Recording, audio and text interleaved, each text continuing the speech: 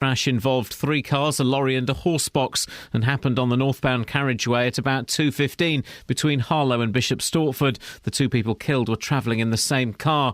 The road only reopened this morning. 3 people have been arrested following an attempted abduction in Watford. Police say the 2 potential victims are now safe. Inquiries are being made in a Buckinghamshire village, as Lee Agnew reports. Hertfordshire police are appealing for witnesses to the abduction attempt at Watford train station on Wednesday night. Officers were called to a taxi company following concern about the welfare of 2 people, and 2 men and a woman were taken into custody. A forensic team has also been gathering evidence at the small village of Leckhamsted in North Buckinghamshire in connection with the same incident. A highly critical report by MPs contains new allegations of bullying within the Police Federation, which represents 125,000 officers. The report from the Home Affairs Committee also suggests that members should get back part of their subscription fee. Latest figures show at least 80 postmen and women were attacked by dogs in the 3 counties within a year. A change in the law this week means postmen and women can now prosecute if they're bitten on private land. Jessica Cooper reports. The figures for 2012 and 13 show the highest number of attacks were in the MK postcode, which covers Milton Keynes and Bedford. Hemel Hempstead, Aylesbury and Berkhamsted follow closely behind. Royal Mail has welcomed the law change this week, which now extends beyond the garden gate. It says it will offer better protection to its workers. Hundreds of British tourists are being evacuated from Kenya after the Foreign Office warned there was a high threat of terrorist attacks. 2 tour operators, Thomson and First Choice, have cancelled all flights to the coastal city of Mombasa. The home furnishings chain Paul Simon is to close its last 22 shops with the loss of over 200 jobs. They include stores in Aylesbury, Milton Keynes, Stevenage and Watford. In sport, Luton have made their first summer signing. Defender Curtly Williams joins from Lowestoft, who won the Ryman Premier Division playoffs. The weather dry and sunny, a maximum temperature 23 degrees Celsius, and remaining warm and sunny over the weekend. And you can get the latest news and sport online at bbc.co.uk/3 counties. The place where I live is just the right size. It's not overbearing. BBC 3 Counties Radio's big tour of beds, hearts and bucks. It's the right size. It's not overbearing. And all this week, we're featuring Hatfield. Hatfield House and the Old Town. There's just a lot of history down there. It's all about where you live. I've lived here all my life. Near enough. But I enjoy it. I like swimming pool. I like to swim. The big tour of beds, hearts and bucks. BBC 3 Counties Radio. I like swimming pool. I like swim.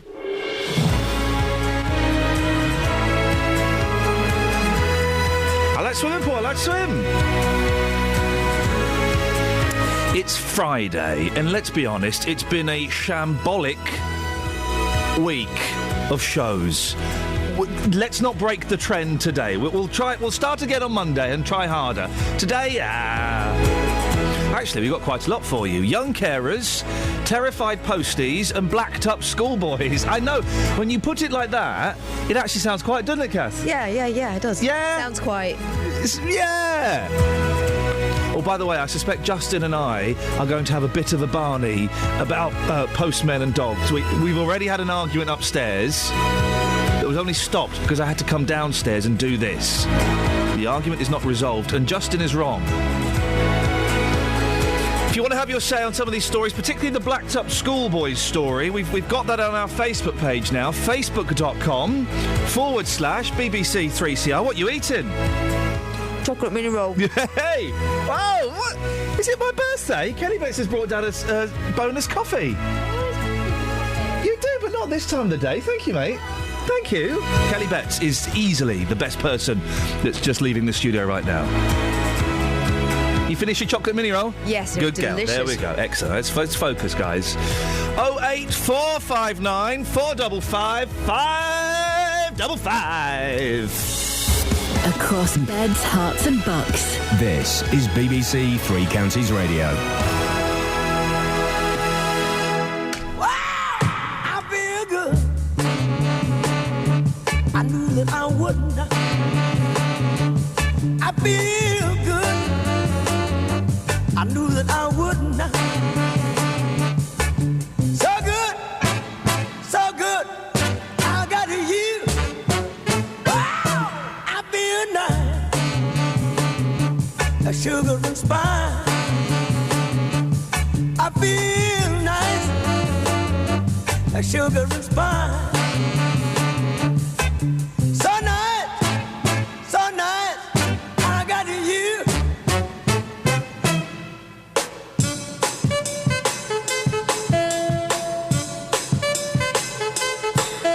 When I hold you in my arms, I know that I can't do no wrong. And when I hold you in my arms, my love won't do you no harm. And I feel nice like sugar and spice.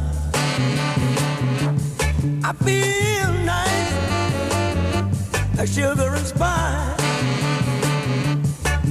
So nice, so nice, I got you.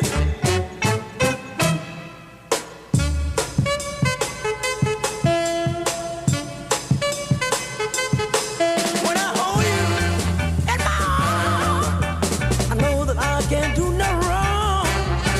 And when I hold you in my arms, my love can't do me no harm. And I feel nice like sugar and spice.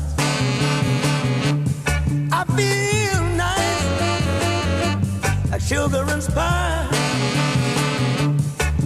So nice that I got you. Wow, I feel good. I knew that I would not. I feel good. I knew that I would. So good, but I got you. So good, but I got you. So good, but I got you.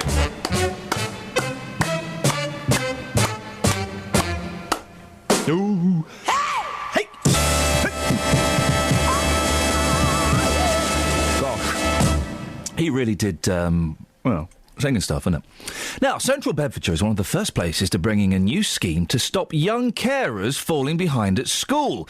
The Children's Society and the Carers Trust found that tens of thousands of young carers are lagging behind in lessons and are trying to juggle school with looking after family members. The Young Carers in Schools programme has been designed to ease that pressure. Well, joining me now is Kate Smith, the head teacher of Linslade School. Good morning, Kate. Good morning. Kate, how important is the Young Carers in Schools programme? It's very important. The group of young carers, both nationally, locally, and obviously in our school, are a very important group. There's considered to be something like 167,000 children across the country who are young carers. And, of course, that's a significant proportion of the school population. And because often of their circumstances, other preoccupations they have in their lives, they're not always in a position to achieve as well as their peers. So it's a very important group, and obviously it's important for us, as it is in terms of all other groups, to make sure that their educational needs are met. What ages of children are we talking about, and what kind of situations are they in? Well, thinking about a couple of case studies we've discussed recently, a child can actually be a young carer for all of their lives. A child may actually be born into a situation where there is a family member who may have a physical disability, mental health issue. Increasingly now as well in society, substance misuse issues, which they are living with really from birth. Other families perhaps might have something happen, a disability may occur, a condition may occur, an accident may occur. So you have children who perhaps later on in life are finding themselves dealing with situations. So it can be a huge number of different circumstances and issues for the children involved. Is it easy to... Do you know who the young carers are? Or I imagine some of these young people kind of keep it secret almost. Absolutely, yeah. I mean, again, in terms of every child there is out there, every family, every condition, every circumstance, you'll have a range of situations. There are those children who like to come forward and recognise the need for support. There are other young carers who actually like to manage things in their own way and like to be considered, if you like, as being whatever normal might be. They like to come to school to be like their peers. Sometimes they like to keep what's going on at home hidden from view. other children will talk openly about it. You know, it's the whole range, the whole gamut of experiences out there. What help is provided by the Young Carers in Schools programme? How does it help? Well, the Young Carers in School programme is going to be really helpful, really nationally, because there is a huge range of experience for young carers out there across the country, ranging from very good practice to practice which is perhaps not as good as it could be. So the whole focus of this programme is to set the national standards so that no matter who you are, where you live in the UK, you have an opportunity as a young carer to have first-class care and support and to be able to achieve in schools. So in terms of our own examples, so the 4 schools in central Bedfordshire who've achieved the gold standard, we're all very proactive in terms of raising awareness, that it's okay to be a young carer, that the access to the supports and the services are out there, that people will support them and listen as much or as little to what the young carers want, because it's that fine line sometimes between being supportive and being intrusive with families. That's the thing, isn't it? You kind of have to have a respectful distance. Does the school offer help in terms of, I don't know, allowing the young people more time to do their homework? Is it kind of a leniency there? Yeah, and there has to be that understanding because, it's not always possible. Something may have happened at home to prevent that young person from actually completing homework. It may sometimes be the case that a young carer is late for school, and it's not because it's their fault, it's because of something they've been dealing with at home. And that's why it's truly important for the schools and staff within schools, not just pastoral staff, but all teachers, to be aware of who their young carers are so that allowances can be made. Because, of course, if you've been working with a family member in what could be a distressing situation, you then come into school and get into trouble for being late. That's not going to help, and it's certainly not going to help that young person to learn. The school, I believe, has won a gold award under this programme. Why? What are you doing so right? What are we doing so right? Well, we have a background in our school of working with young carers, as do our partner schools who've also received the Gold Award. What we try to do is to make it okay, it's safe to be a young carer in schools, because a number of young carers don't come forward because something like 25-26% of young carers actually say they're scared to come forward because they don't want to be picked out by their peers as being different. They don't want to be bullied. 26% say that they are bullied. So it's okay to be a young carer, that you will be listened to and understood. Also making their peers aware of what it's like to be a young carer. So, what goes on behind closed doors and closed curtains at night in other people's houses isn't necessarily what does go on in their own. So it's really increasing that awareness and that understanding. We do make our teachers aware of who our young carers are. It's very important that they know, obviously, all of their children, and knowing children well anyway is absolutely essential, but particularly indicating who our young carers are, and again making clear to staff that the children don't always want that intrusive level of support. They don't always want to be asked about what's going on at home. They want to be understood. Well, Kate, it sounds like your school is doing excellently, and whenever we talk about this, we always hear some incredible stories of young people enduring a lot more than perhaps they should at their young age. Miss Smith, can I just take you on to slightly more serious issues? Is it true your background is in history? It is indeed, yes. Is it also true that you used to be Catherine Boyle's history teacher? Absolutely, I know. We've just had a chat, in fact, and also another interesting fact is last time Catherine and I spoke was on the radio. Oh. Lordy, how many years ago? Uh-oh. Yes, indeed. So, yes, I've been found out there, haven't I? You don't sound old enough to be her teacher, because, let's be honest, she's ancient. Do you actually remember her, or are you just being polite? I do. Yeah, Catherine was head girl back at Redbourne, so yes, I do remember. There are certain students who stand out. Was she, for all the wrong reasons. Yeah, well, because to be honest, she's a right pain in the what's it here.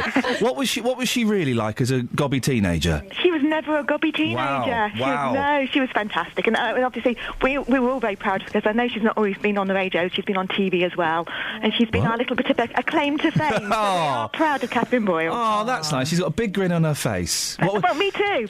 Well, hang on a second. This goes both ways. Catherine, dear. What was Miss Smith like as a history teacher? Lovely. She was young. It's not what you said. It's not what you said off air. What? You... She was young, and she was down with the kids. She knew how to speak to us properly, and some of them, the older ones, were not. And history is one of those subjects where it can be deadly dull unless someone can bring it to life for you, and Miss Smith always had that kind of... Well, there you go. Excellent stuff. Well done. Kate, nice to talk to you. Thanks very much for being a good sport, and well done with the work for the Young Carers in Schools programme. Travel news for beds, cards and bugs. BBC Three Counties Radio.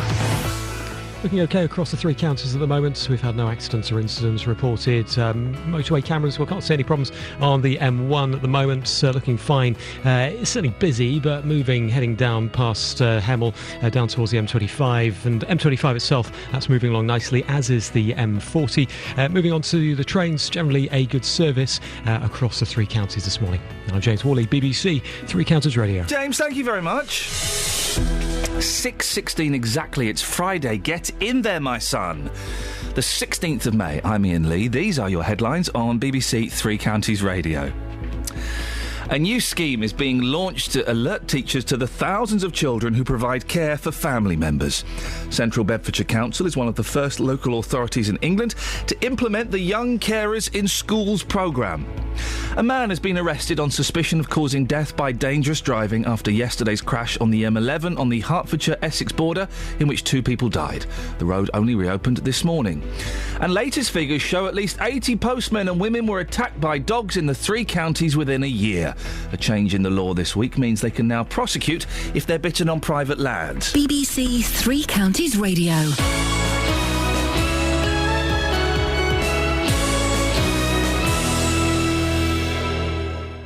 Imagine the colour of thousands of flowers. We've got buttercups in there, which are very, very bright, but we've also got purples of the honesty and white of the cow parsley. Imagine the grandeur of hundreds of gardens. To see them win a gold this morning, well, it almost brought me to tears. Imagine all that in one place. It's incredible. Every year, it's fabulous. On Monday, I'm live at the Chelsea Flower Show, so you don't have to imagine it. But above all, I think we're just saying that a garden is good for you. I'll bring you all the sights and flavour from one of Britain's biggest flower shows. I think the traditions and the specialness of the whole thing is height of horticulture. The Chelsea Flower Show, Monday from midday, here on BBC Three Counties Radio.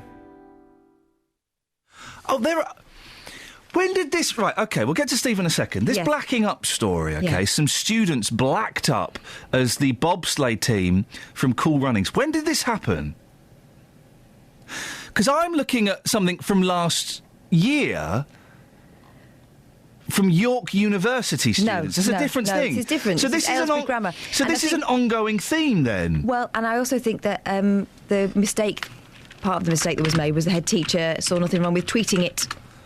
So that's when it got picked up. Okay. Oh, look, so this is... yes, I've been looking at the wrong story. So this also happened... This happened in York University last year, and it's now happened in Aylesbury Grammar. OK, well, we're speaking to Darcus Howe a little bit later on and finding out whether he thinks it's a good or a bad idea for young people to black up to portray film characters. Is it racist, or is it a little bit of fun? Steve's in Dunstable. Morning, Steve. Morning. Steve, what would you like to say? You're listening to us this morning, are you? Yeah, I am. That's about, how was the holiday with the ex-missus? It's all right. Any chance of reconciliation there, mate? No, it's better being single, mate. Do what you like. Yeah, do what you like. Phone up the radio station any time you want with your bigoted views. To annoy you. Yeah. What have you got, Steve? Right, let's turn it around. Let's say if I was in Africa and they decided to white themselves up and take the mickey out of an Englishman. I mean, I wouldn't find that offensive. I'd laugh my head off. And if you was that racist according to whatever the word means in this country, you wouldn't even do it anyway. So it was a bit of fun, or it's to do with a project. There are films, aren't there, recent films, where black comedians have whited up. There was Lenny Henry in True Identity. That was in the early 90s. There was also, is it the Wayans brothers? Didn't they do... something like that. They were white chicks. White chicks. Yeah, that's it, yeah. If there was a film with a couple of white comedians called Black Birds or Black Chicks... Yeah. I don't think that would be advertised on the side of buses or on phone boxes. Why not? It's supposed to be impartial. It works both ways, doesn't it? Well, does it? You've got the black... Hold on, you've got the black police force, but you wouldn't have the white police force, would you? Sorry? We've just got a police force. Can you stop coughing? Either do one big cough or stop it. That's better. Right, OK. You mean the Black Police Association? Yeah. Well, but you haven't got a white one. Well, why you can have that, but you can't have white? I guess that's racist. Well, no, I don't think it's because it's classed as racist. I'm sure that a white police federation could be set up. I guess it's simply because black police are a minority and they feel that they are not treated as equally. Well, obviously, somewhere along the line, the government, the police force, have got a serious issue because really that shouldn't exist. If you're going to be a policeman, you're going to be the whole force. You shouldn't have a separate department because of your ethnicity. You know what I mean? It's a load of rubbish. Would you want to swap places with a black man? Not really, no.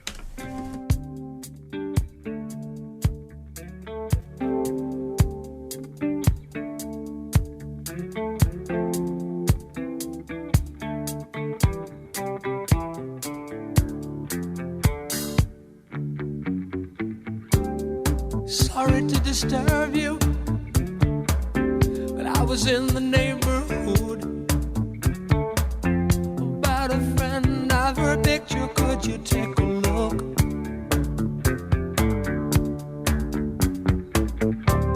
Oh, I appreciate you're busy, and time's not your own.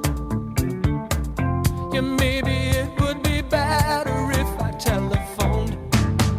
Carrie doesn't live here anymore.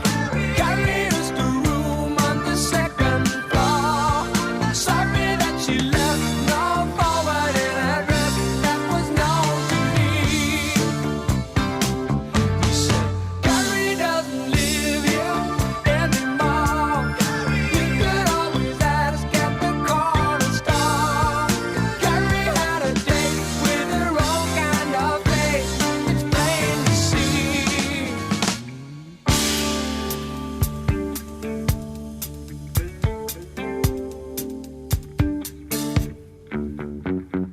Another missing person,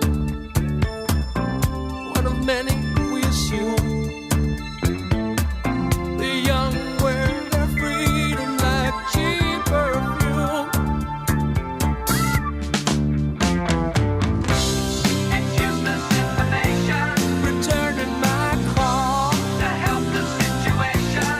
They've nothing at all. You're just another message on a payphone wall. Carrie doesn't live here anymore. Carrie used to room on the second floor. Sorry that she left no forwarding address that was known to me.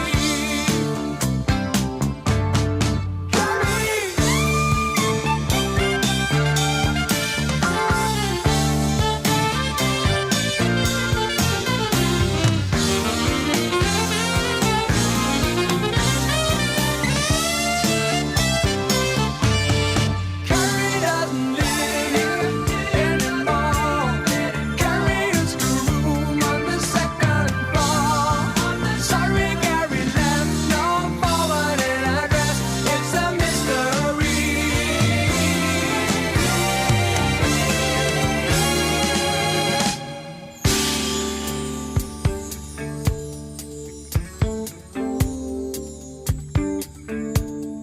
We're waiting for you, Deals. Come on, JDs. Can't do nothing without you. Justin Dealey, we cannot do anything without you. Is he nearby, Kath? He's just pushing the van out of the garage. Okay, he actually is. The nipple's broken. Reverse doesn't work. No, well, Looks like he's having a bit of trouble. Take the handbrake off. he is actually pushing the vehicle out of the garage. I think it's all right. He's not come out. He went in. He's not come out. He's probably having a growler. No, he had a growler first. Did he? Okay. Yeah, so we've got CCTV here, and we can see what happened in our car park. His exact movements were at 6:20 he left. Yeah. Which is when he should have really been ready to be on air. Ready to go. He walked across the car park, stood by his car for a bit smoking. Yep. He normally does that, he puts the radio on and his car has a little growler, as he calls it. Yep. He walked into the garage approximately about 6:23. Again, it's still late, considering Cutting it he fine. has to be on air for 6:20. Cutting it fine. He pushed the car out, Yep. and now there's no sign of him. Might have done his back in or something. I mean, fair play. He could have been murdered. Should we go and have a look? Well, no, don't go out there. There might be a murderer out there. Well, I'll go via the garage. Well, you were the top girl, we've learnt today, so... Top girl, nice one. Okay. No, he's done. He wheels the car out, parks it down the road, As another growler. has another growler, and then. Okay, because the thing is, Dials he's up. supposed to be on air now, Yeah. and we now won't have time for his report on posties. Come on, Joss. What are we doing after 5:30? I tell you what, I'll start and he can join us afterwards. Well, hang on. We've got nothing around 6:30. Could do something then. No, we've got the papers then. What are you talking about? It's the highlight of the show. Now, the law is getting tougher on dog owners whose animals attack, which will come as welcome news for our poor posties across the 3 counties. 80 of them reported injuries inflicted by dogs between 2012 and 2013. If that was to happen now, they'd be able to prosecute the owners regardless of the fact the animals were on private land. The maximum jail sentence they can expect has gone up from 2 to 14 years. John Thwaites has been a postman in Hemel Hempstead for more than 30 years. years, and he's been bitten all too often, as he told Justin, who turned up for this interview. So, John, you've been a postie for 36 years. In those 36 years, what's your experience been like when it comes to dogs? Well, I've been bitten 8 times out on delivery. Wow. Most of them are minor bites, i.e. bruising, the thing was, but it is extremely frightening. I was going to say, you say minor, you've still been bitten on 8 separate occasions. What's been the most terrifying of those 8? Actually, the one was where previously another postman had gone on around and he'd been bitten and was drawn blood. I was on the round the following week, and the 3 dogs that attacked the previous postman came up and started having a go at me. Unfortunately, I lashed out and kicked one of them, so they then ran away. Yeah. The problem being is, and this is what the law has changed, we were actually nearly as bad as common criminals, because we was not protected walking up a person's path. This is what the Dangerous Dog Act has now changed. The owners have to be now more responsible for their dogs. So you never tried to prosecute with those 8 incidents, and clearly from what you're saying, you think the change in law is going to make a big difference to your safety? Yeah, major difference. If I can quote a few facts, we estimate in the union that of 5,000 postmen have been bitten across the country. That's without your paper boy and girl, your home help, or anything like that. I mean, do you feel sorry for these owners? Because they could be prosecuted. For argument's sake, they could leave a door open and that dog is just protecting their home. Do you have any sympathy for the owners? I'm a dog owner myself. You know, I've had a dog for 13 years. But there is a responsibility. I mean, the classic example is we had a Cambridge postman that was attacked by 2 Rottweilers and seriously injured. Yeah. The union tried to take the person to court. There's no prosecution, because we were judged to be trespassing. Yeah. So just to put this out there then, are you saying that there can be absolutely no excuse whatsoever for anybody's dog to attack a postman? Are you saying those people that have dogs who do that, they're not responsible dog owners? Yes, and that's what I'm saying. It might be a slight slip in that you might leave your door open, but the dog has attacked someone and done injury to that person. I mean, all right, I'm a big, strong lad, and like I said, I've been bitten 8 times, but I've watched a dog attacked a paper girl. We can only do so much. It's now down to the owners to become responsible. Well, that was Justin speaking to John Thwaites. I think we are finally joined by Justin Dealey. Good morning, Justin. Morning, boss. 2 things. Where the hell have you been? Well, I didn't realise I was talking to you live. I've given you the gold and I'm off to Hatfield, the home of the big tour. Second thing, you have got a bit of sympathy for the dog owners in this, haven't you? No, I do actually, I do, because, you know, a lot of people, that they have dogs to protect their home. Now, how is that dog supposed to know that that is a postman and not a burglar? As ridiculous as that may sound, somebody does. Well, yes, but somebody may leave a door open, and I have got some sympathy with dog owners to prosecute somebody because they've got a dog who is protecting their own home. But that seems a bit harsh to me. No, but you're prosecuting the dog's owners because they have attacked someone doing their job. Someone you have invited onto your property, and they are doing their job and they've been attacked. So, yeah, of course they should be able to prosecute. But a dog is not to know that. If you take a dog out for a walk and that dog is off a lead, you know that you've got a dog which is quite vicious and that attacks somebody. That is totally different. But you've got a postman who is on your property. Yeah, doing his job. By delivering the post, by having post delivered to your address, you have invited that postman, you've entered a contract with that postman to allow him safe passage on your property. Yeah, I'm just saying that sometimes you can't, every second of the day, you may just leave a door or a gate open. Well, that doesn't mean that you're not a responsible dog owner. That just means for that particular moment, well, you've left a gate open, and dogs, they're animals, and they can be unpredictable. So you're saying it's okay for dogs to attack postmen? No, and there should be no recompense? No, I'm not saying that at all, but I'm saying, you know, if there is an odd occasion where an unfortunate incident happens, it happens. You should just shake hands and move on. No, if it happens again, obviously then you deal with somebody who's not a responsible dog owner. It has to happen twice. No, but come on, you've got to give people sometimes the benefit of the doubt. A dog is protecting its home. That dog doesn't know it's a postman. He could think that's a burglar. They wear a uniform. Burglars wear stripy tops. But how's a dog supposed supposed to know that? You train it. If I delivered a package to your door, right, and I got attacked once, I ain't coming back there to get attacked a second time, Just. Well, and your dog is nuts. Your dog just jumps through glass to attack. You don't have to have the door or the window open. It jumps through glass. My mum's last dog, Simba, he was a very well-natured dog. But on one particular occasion, the postman came to the door and he jumped through the window. He went through the glass because the window was shut, wasn't it? Yeah, the window was shut. He went through the glass. Oh, okay. He thought that person was breaking into our property. As a dog, that's their job, to protect your home. They're not to know that's a postman. So I do have some sympathy, yes. Justin, you're wrong on this, and I think the callers will back me up. 08459 455 555. Travel news for beds, cards and bugs. BBC Three Counties Radio. It's looking OK on the roads. Just checking the motorway cameras. M25, M1, M40 all moving along well. A little busy already out on the approach to the M25 roundabouts of Bricker Wood. Finally, no reported delays for trains across the three counties. If you're heading into London on the tubes, the Circle line is currently suspended because of a signal failure. James Worley, BBC Three Counties Radio. Across beds, hearts and bugs. This is BBC Three Counties Radio.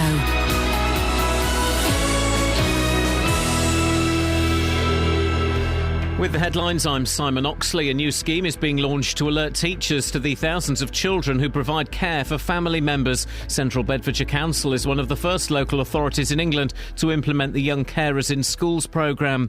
A man has been arrested on suspicion of causing death by dangerous driving after yesterday's crash on the M11 on the Hertfordshire-Essex border, in which 2 people died. The road only reopened this morning. And the head of Aylesbury Grammar School has apologised after a picture of 3 of its students blacked up and dressed as the Jamaican bobsleigh team appeared on Twitter. The students were at a film-themed Leavers event and decided to go as the cast of Cool Runnings. Three Counties Sports. BBC Three Counties Radio. Luton Town have made their first summer signing. Defender Kirtley Williams joins from Lowestoft, who won the Ryman Premier Division playoffs. The right-back, who's 24, was in the Ipswich Academy and has signed a 2-year deal. Meanwhile, striker Mark Cullen has signed a new 3-year contract. Wycombe right-back Marvin McCoy is leaving the club after Wanderers decided against offering him a new contract. And Rotherham will play Leyton Orient in the League One playoff final. The South Yorkshire side beat Preston 3-1 last night to go through 4-2 on aggregate. Tonight in League Two, Fleetwood host York, leading 1-0 from the first leg.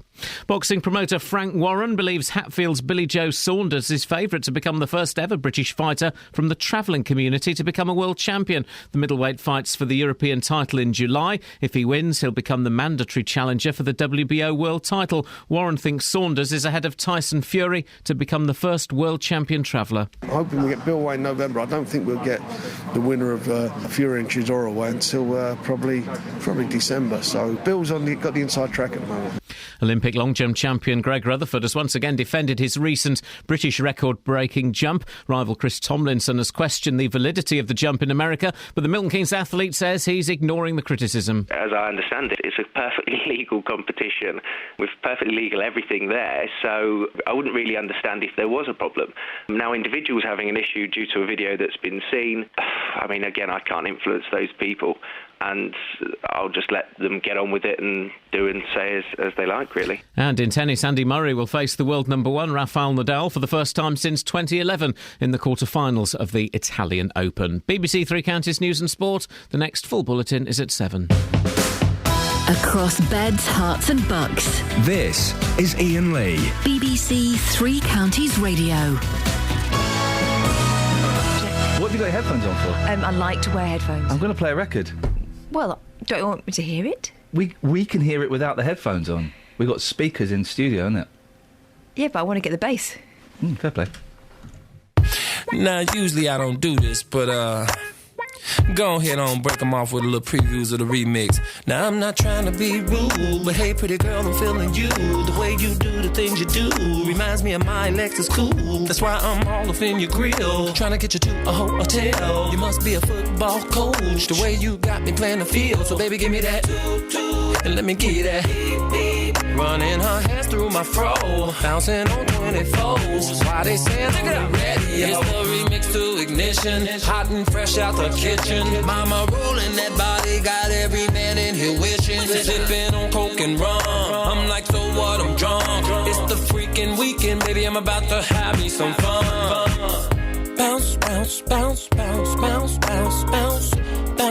bounce, bounce. Come on.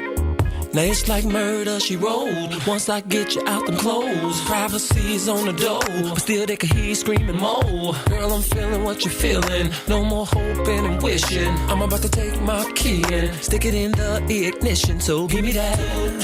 Let me give you that. Running her hands through my fro, bouncing on 24s. Why they saying look it up? Ready? It's the remix to ignition, hot and fresh out the kitchen. Mama rolling that body, got every man in here wishing. Sipping on coke and rum. I'm like, so what? I'm drunk. It's the freaking weekend, baby. I'm about to have me some fun.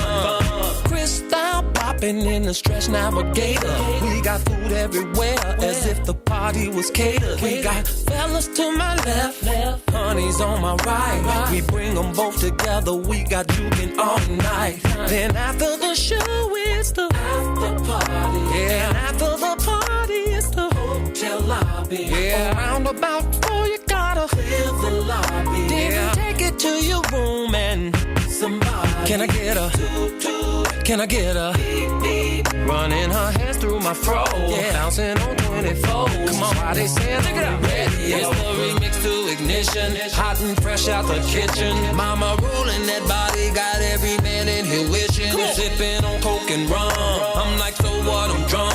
It's the freaking weekend, baby. I'm about to have me some fun. It's the remix to ignition, hot and fresh out the kitchen. Mama rolling that body. I would say that's got to be the best song ever recorded. Yeah. Period. And by period, I mean in the American sense, not the medical sense. It's a full stop.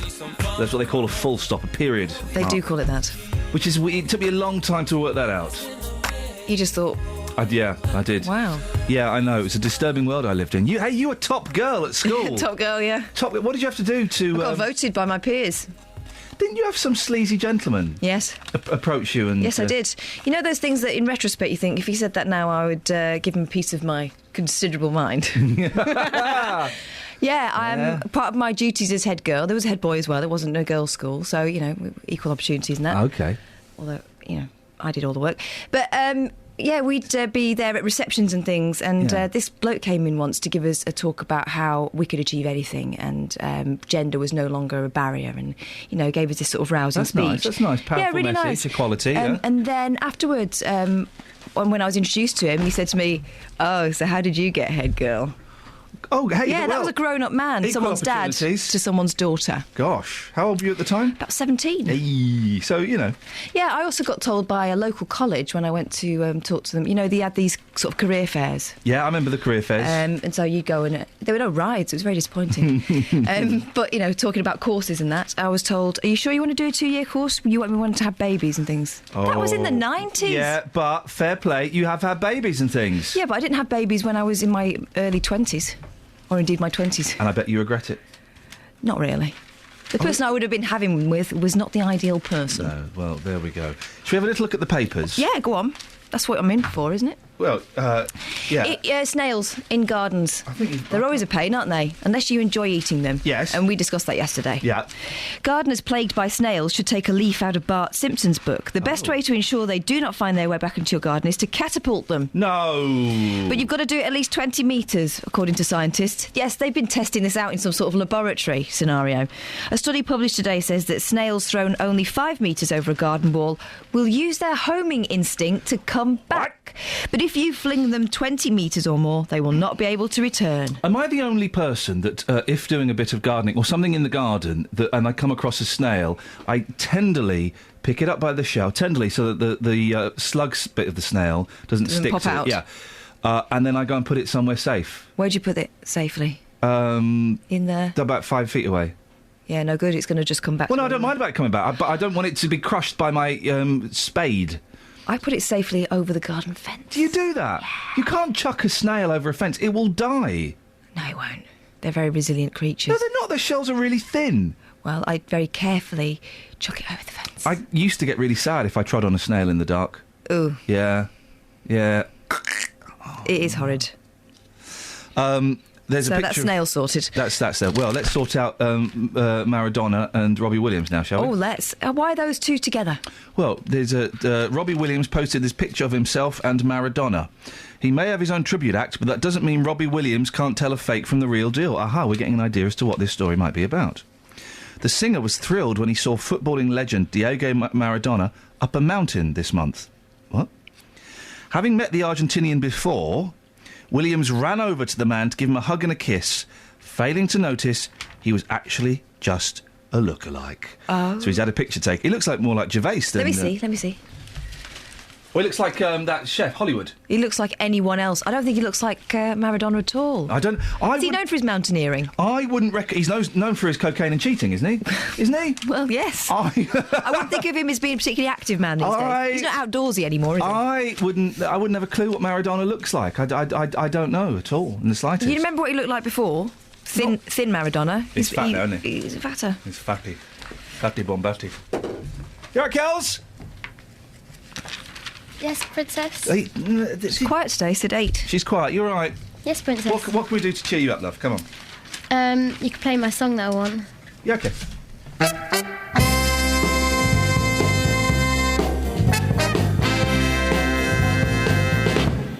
Call me Mr. Pitiful. Baby, that's my name now. Oh, they call me Mr. Pitiful. That's how I got my fame. But people just don't understand what make a man feel so blue. Ooh, they call me Mr. Pitiful, 'cause I lost someone just like you now. They call me Mr. Pitiful. This everybody know now. They call me Mr. Pitiful. Every place I go, but nobody seems to understand. How can a man sing such a sad song? Ooh, when he lost everything, that he had.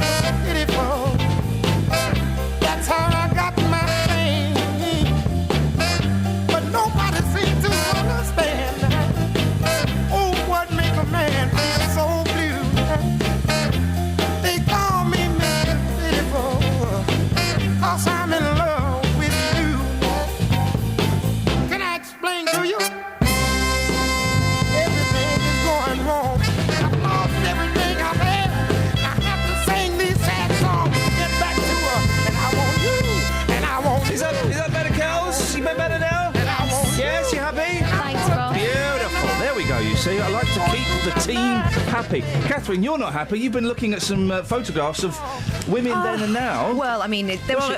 What's your beef? Well, on the papers, front pages of two of the, I would say major papers, but one of them's the Daily Express. The Daily Mail, a woman goes back to work. Yeah. She happens to be engaged to George Clooney. Well, exactly. Whoa. And Daily Express, woman wears swimsuit 10 years ago. 15 years ago. The first woman going back to work is not just any woman. She is George... Oh, you said that. George Clooney's fiancée. She has tamed the beast. And she's British. Something to be proud of. And you're probably jealous. And also she's local. And vocal. Buckinghamshire. Yeah, exactly, Buckinghamshire. But we should be proud of her. She's one of our own. Well done, woman gets married. Yeah, good. Is she supposed to sit at home looking at her engagement ring for the next however long it takes before she can sit home and look at her engagement ring and her wedding ring? For goodness sake. Nonsense. Catherine. There's also a full-page spread in the Daily Mail, page 23, of women who look a bit different than they did 10 years ago. Probably because they've had some work done. Because they can afford it. So bitter. Oh, no, but I don't think it looks better. Look at that. What are you pointing at? Well, Nicole Kidman looks all puffy. I think... Sharon Osbourne looks the same. Carol Vorderman... I'm going to go and... Looks like Carol Vorderman. We're going to get the travel now from James Worley. Full page spread, eh? Travel news for beds, cards and bugs. BBC Three Counties Radio. In Hoddesdon, the Hertford Road is currently closed between College Road and West Hill Road. Police attending an accident on the Hertford Road in Hoddesdon. The A1M moving well on the sensors. If you're driving into London, though, it's already busy through Boreham Wood on the Barnet Bypass. So usual congestion ready from Stirling Corner down to Mill Hill Circus. North Circular in London, usual congestion already through Finchley, westbound approaching Henley's Corner, and onto the trains, well, fine across the three counties. Heading into London, the Circle Line is now running, but there are severe delays. James Worley, BBC Three Counties Radio. Thank you, James. It's 6:46. It's Friday the 16th of May. I'm Iain Lee. These are your headlines on BBC Three Counties Radio. A new scheme is being launched to alert teachers to the thousands of children who provide care for family members. A man has been arrested on suspicion of causing death by dangerous driving after yesterday's crash on the M11 on the Hertfordshire-Essex border, in which 2 people died. Coming up, is it racist for some young people to black up as the bobsleigh team from the film Cool Runnings? We'll find out after we get the weather with Sarah.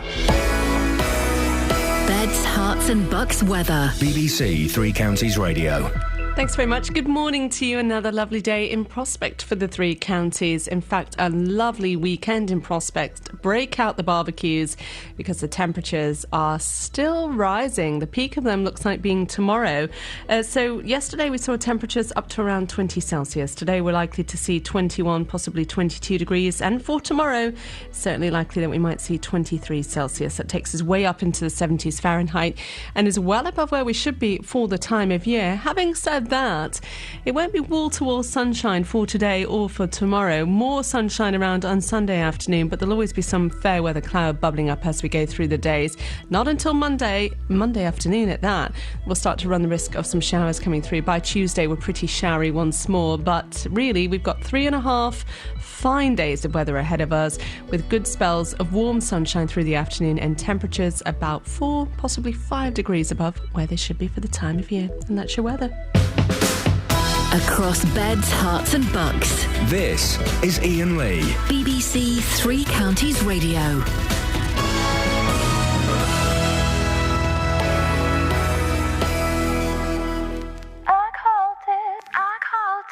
I called it the moon scene. It is a cruel dream. At the end of my day, your gravity reaches such a long way. Here in the moon scene, it is a cruel dream. Don't share the past if you won't share your heart. All that we share is the view of these stars.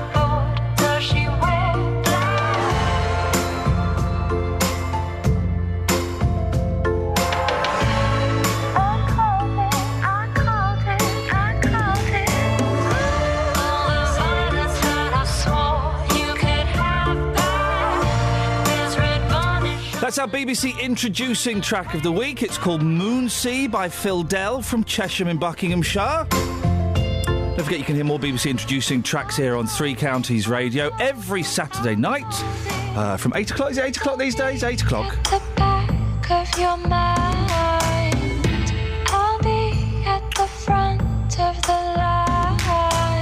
I like that. Moonsea by Phil Dell. 08459 455 555 is the telephone number if you want to give us a call. Now, this is a story that I know lots of you want to have your say on. The head of Aylesbury Grammar School has apologised after a picture of 3 of its students blacked up and dressed as the Jamaican bobsleigh team appeared on Twitter.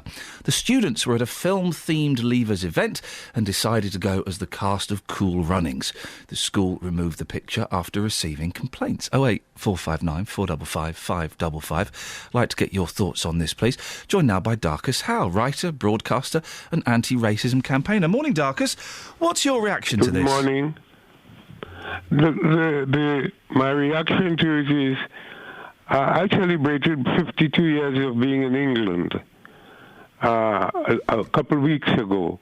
And I just thought, after 52 years, 6 children and 7 grandchildren, they are open to this kind of nonsense. And it's not complaint about racism. I will say quite quietly, they're not going to put up with it. Of all my children and grandchildren, not one of them would say, well, we understand. They get at the throats of those who seek to demean them and to create around them the children of inferior people. They're not going to get away with that. What do you mean by not get away with it? Well, you could do it and we will cover in corners and saying, please don't do that to us. It's going to be a fight to the finish. That's what I'm saying. We will gather in large numbers. We will protest. The week before that, right down at the back here in Norwood, they had another protest of the same thing to do with children. Lined up on the basis of colour with the black at the back. That's what they did recently. It's a new disease that is infecting the educational system. Do you think that 4 youngsters, young people, blacking up to represent the characters from the excellent film Cool Runnings, is that racism? Is that the same as getting black kids to stand at the back in a school? I don't know who you are, but you are not going to put me on the back foot, to use a cricketing metaphor. There is a whole tradition of anti-racism that began here on a mass basis after the war, increasing and intensifying by the hour. So if you don't know how we would react, then you've been ignoring us for the last 50 years. Darcus. And questioning me on the break of the morning whether my children should put up with that crap. Answer, my dear friend, no. OK. Darcus, you agreed to come on at the crack of the morning. I'm just asking you, is it racist? Are you cheeky? Is it racist? That's the question, Darcus, yes. I'm not answering that. You make your mind up whether what your people do is racist. We are saying, do not go along putting us in lines and taking the piss out of black children. Darcus. You can't do it. Darcus. We won't allow you. Darcus, watch your language. We've got young ears listening, please. Thank you. What do you mean by my people? I am a Negro first. Time you call me Negroes. Black people, do not speak as though we didn't carry out and continue to carry out Herculean struggles against racism in this country. Darcus, if I were to say your people referring to black people, I would be labelled. It would be labelled as inappropriate. No, I would just ignore you. But you've referred to... We don't label it inappropriate. But you've referred to my people. I don't know what you mean by that. You mean white people? I'm a West Indian. I was born fell from the comfort of my mother's womb on the 26th of February 1943. What do you mean by your people, Darcus? West Indians and blacks from Africa. No, when you say to me, your people, what do you mean by that? Ask Mr. Farage. Those See, of what us you're who doing, migrated here. Darkus, what it sounds like you're doing is you are labelling and grouping all white people together. If you think that I sound, that's what I sound as. If you know what my work has been over the last 50 years. I'm very aware of your work, but just I'm surprised. Hold on, let me finish. No, I'm surprised you're using such lazy language as your people, because I'm a big admirer of your work. That is a problem that blacks have. We have language lazily. But if that's the problem that black people have, then why would you then express No, that's what you're saying. I've got no idea where this is going. You have no idea what I'm doing? Probably where you live, there are very few of us, so you have not in any social contact with people who come from the Caribbean, and so on. You seem to know nothing. Darkus, you've spoken to me for 3 minutes. You're making huge, massive assumptions, and you are using the terms that, if I used at you, would be deemed as offensive. Listen to your words. And I'm surprised. I'm surprised, Darkus, that you're resorting to these. Business. I am surprised. I am surprised, Darkus. I'm going to finish a sentence. I'm surprised. Go to a psychiatrist if you're surprised. I see him every Thursday. I am surprised, Darkus. I'm surprised, Darkus, you're resorting to this. You're better than this. You can't speak to me like that. I am 71 years old. I don't care, with children and grandchildren. I couldn't care less. Who have come home, who as children, little children, who came home thinking, Dad, they called me this to school. Gollywog. I had to go through that with you. People like yourself who defend it. Why are you taking that out on me, Darkus? I didn't do it. Because you are interviewing me and I'm replying. No, you're not. I think you normally you speak to black people who bow and bend. I don't. You interfere with me, you get it. But Darkus, but with permission to speak freely, sir, I've not interfered with you. I've asked you a couple of questions. You've used lazy, generic terms. You've lumped me in with Nigel Farage, despite yourself saying you have no idea who I am. I'm really disappointed that this is the best you can do. I thought you were better than this, sir. You don't know anything about me. I know more about you than you know about me. Done my research. Yes, research. What, Google?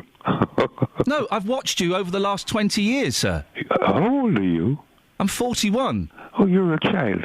I have children older than you. Darkus, what has age got to do with it? With the greatest of respect, I'm finding that, and then, as you preface an answer with the greatest of respect, it means that you are very nervous about what you're talking about. Not in the slightest, you didn't get the answers you expect. I didn't expect you to refer to white people as your people. I didn't expect you to lazily lump me in with Nigel Farage when you have no idea what my politics are.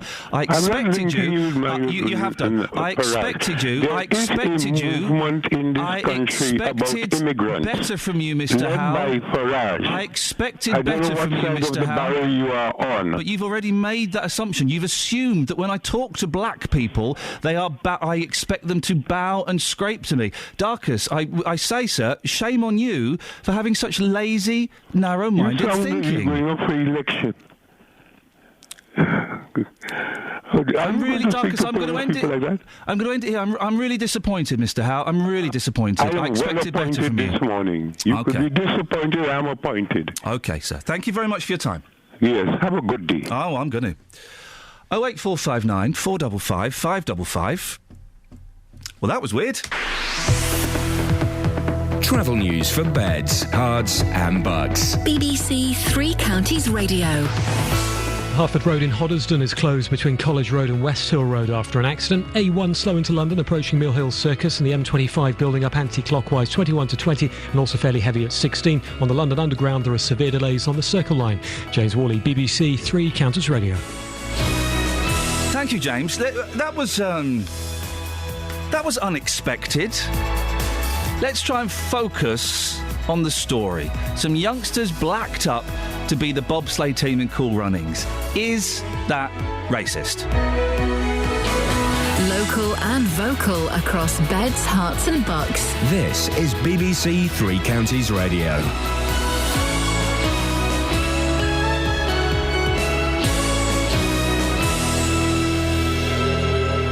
It's 7 o'clock. I'm Simon Oxley. The headlines: Bedfordshire schools leading the way in helping young carers. Man arrested after 2 die in motorway crash. And changing the law to protect posties from dog attacks. BBC Three Counties Radio. A new scheme is being launched to alert teachers to the thousands of children who provide care for family members. Central Bedfordshire Council is one of the first local authorities in England to implement the Young Carers in Schools programme. Kate Smith is the head teacher of Linslade School. We have a background in our school of working with young carers, as do our partner schools who've also received the Gold Award. What we try to do is to make it okay, it's safe to be a young carer in schools, because a number of young carers don't come forward, because something like 25-26% of young carers actually say they're scared to come forward because they don't want to be picked out by their peers as being different. They don't want to be bullied. A man has been arrested on suspicion of causing death by dangerous driving after yesterday's crash on the M11 on the Hertfordshire-Essex border, in which 2 people died. The crash involved 3 cars, a lorry and a horse box, and happened on the northbound carriageway at about 2:15.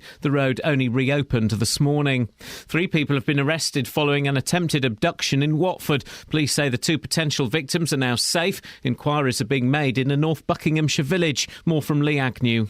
Hertfordshire police are appealing for witnesses to the abduction attempt at Watford train station on Wednesday night. Officers were called to a taxi company following concern about the welfare of 2 people, and 2 men and a woman were taken into custody.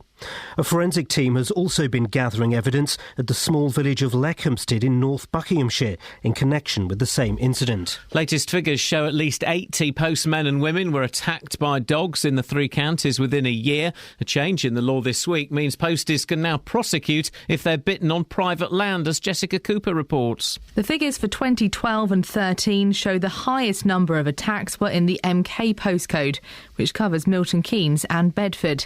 Hemel Hempstead, Aylesbury and Berkhamsted follow closely behind. Royal Mail has welcomed the law change this week, which now extends beyond the garden gate. It says it will offer better protection to its workers. The head of Aylesbury Grammar School has apologised after a picture of 3 of its students blacked up and dressed as the Jamaican bobsleigh team appeared on Twitter. The students were at a film-themed Leavers event and decided to go as the cast of Cool Runnings. The school removed the picture after receiving complaints. The home furnishings chain Paul Simon is to close its last 22 shops with the loss of over 200 jobs. They include stores in Aylesbury, Milton Keynes, Stevenage and Watford. In sport, Luton have made their first summer signing. Defender Curtly Williams joins from Lowestoft, who won the Ryman Premier Division playoffs. The weather dry and sunny, a maximum temperature 23 degrees Celsius, and remaining warm and sunny over the weekend. And you can get the latest news and sport online at bbc.co.uk/3 counties.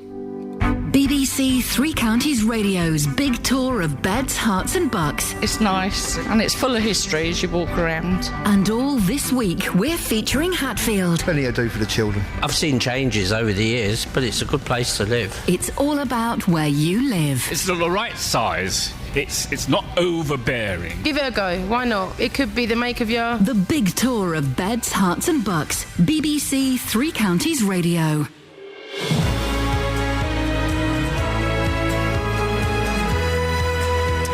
This is Iain Lee, BBC Three Counties Radio. If you've just tuned in, you missed the last 15 minutes. It was uncomfortable. That's the word. It was uncomfortable. Which, if I'm honest, is my favourite type of radio. Not necessarily my favourite type of radio to do. Don't like being uncomfortable. It's my favourite type of radio to listen to. We were speaking to Darcus Howe, a man who I still have an awful lot of respect for. It was very odd. If you missed it, it'll be in the podcast. Don't worry.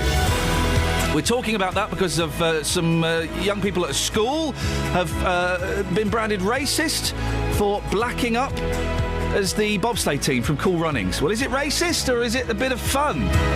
Sorry to all the Facebook people, I didn't get a chance to put your points to Mr. Howe. Other things we're talking about include young carers and terrified posties. I suspect Justin Dealey and I will be having a row about dogs later on. If you want to take part, facebook.com/BBC3CR. I will read out your Facebook comments, or some of them at least, don't worry. Or you can give me a call, 08 459 455 555. Across beds, hearts and bucks. This is BBC Three Counties Radio. That was odd, wasn't it, Catherine? Yes. That wasn't what I expected. No, we didn't even really get into the discussion. It seemed to go off on a tangent, which is I'm fine to do, but I would have liked to have had the discussion. And it seemed to get really personal. And what's interesting, we all make assumptions about people, of course we do. I'm fully aware of Darkest Hour. I used to watch The Devil's Advocate. Yeah. It was brilliant on The Devil's Advocate. Razor sharp, formidable, bit terrifying. Yeah, and I am aware of a significant part of his work, his anti-racism work he's done, and I fully applaud that. I was surprised, you're right, I was surprised by the assumptions, your people, referring to me and white people, linking me with Nigel Farage. He said himself he doesn't know who I am, which is fine. But to then make assumptions that when I speak to black people, I expect them to be bowing and scraping? What? Mr. Houser, I find that very offensive. 08459 455 555. Petra's in Luton. Morning, Petra. Good morning, Iain. Petra, what would you like to say? Well, I just wanted to applaud you, Iain, for holding your own with Mr. Howe this morning. I'm speaking as a middle-aged black woman. Right. And I think Mr. Howe let himself down completely. Tell me why. Because he was on the phone to talk to you about this issue of the young white kids that are blacked up for their end of school celebrations. And the actual discussion was nothing about that at all. In my opinion, he was talking about his own feelings towards the whole nationality of white people, which I find as a black woman quite offensive. I was genuinely shocked, Petra, by the term "your people," because if I say that to you as a black woman, hey Petra, your people all think this, I would be absolutely offended. Of course you would. And I would be hauled up in front of my boss today. At best, I'd get a suspension. At worst, I'd get the boot. Yeah. You can't do it. And all of the things he was complaining about, and I have been a big fan of Mr. Howes in the past. The lazy language that often white people are accused of using towards black people, he was doing all of that towards me, which seems odd. And yet he felt he could get away with that. Yeah. And I'm calling to tell you that he was absolutely out of order. And I just wanted to say, that his comments on the radio this morning, they do not, what's the word I'm looking for? They don't represent what my people believe in. Your people, yes. Yeah, we don't agree with him. We do not, and I as a woman do not agree with what he has just said. He's let himself down. He agreed to come on the radio and talk to you this morning, and it was almost as though you woke him up out of bed to insult him. All of our guests, unless there's been a huge cock-up, and I know there wasn't for this, all of our guests are told what time they'll be on, and they're told what we're talking about, and a few of the questions will be thrown at them, so they have... That's right. Petra, I'm glad you said that, because it's left me feeling very uncomfortable. No. And also, as an educated man, as he purports himself to be, he should have done his research and, found out who he was going to be be to before coming out with the tirade that he did. Petra, very quickly, well done, Iain, thank you very much. You're very kind. Very quickly, I want to try and bring this back on topic if we can. These young people blacking up to be the bobsleigh team from Cool Runnings. What's your thoughts on that? I giggled when I heard about it. I just giggled. The way I see it, they're celebrating, the number of colours that there are in the world. If they were Chinese, would they have yellowed up? If they were Asian, would they have lightened up a little bit? Petra, we all need to lighten up a little bit. Thank you very much, because that whole the 10 to 7 section left me feeling very uncomfortable. But Petra, thank you. 08459 455 555. I'm just moving on because I've got another story to do. But thank you for your call. Central Bedfordshire is one of the first places to introduce a scheme to help young carers balance their home lives with school. The Children's Society and the Carers Trust found that tens of thousands of young carers are lagging behind in lessons. The Young Carers in Schools programme will help teachers spot them before they start struggling. We can speak now to Maxine McGilligot from Houghton Regis, whose daughter Holly cares for her. Morning, Maxine. Good morning. Maxine, tell me a bit about Holly. How old is she? She's 10 going on 20. Oh, blimey, is she? Why is she caring for you? What's your situation? I've got MS, I'm afraid. Oh, mate, my mum has MS, so I am fully aware of Aware of it, yeah. Yeah, of what that can entail. And what is your MS like? What does it stop you from doing? It depends. It can differ. It progresses, as you're aware.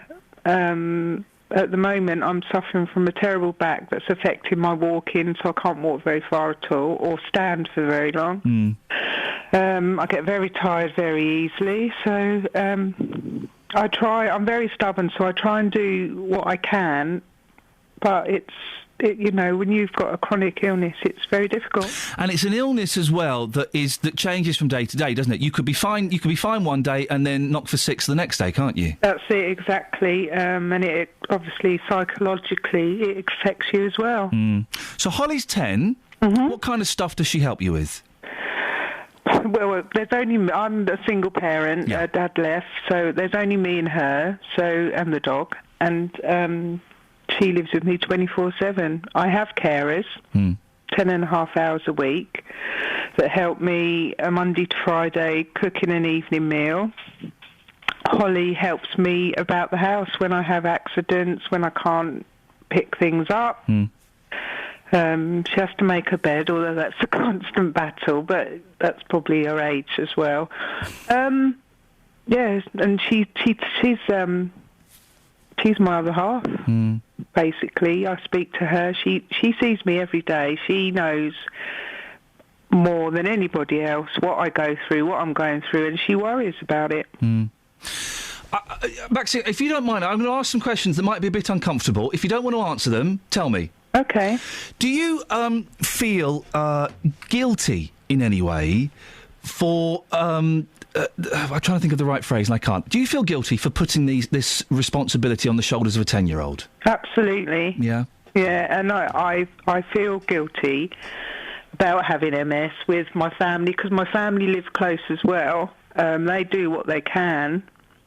But no, I do feel guilty, very guilty, that I try to help that she retains her childhood for as long as possible. I don't want her to be, this young adult. And how are you doing that? How are you? Because 10 is very young, isn't it? It is. How are you helping her retain her childhood? Well, I have, as I said to you, I have 10.5 hours. That helps me cooking, maintaining the house, cleaning. The main reason, I was very stubborn at the time, and I didn't want to give in to the care, but we got to the stage where I had to, and I realised it was detrimental to Holly, as opposed more to me, because she was seeing me suffering, trying to stand and cook, and I was crying and I couldn't cope. So I gave in to that 2 years ago now.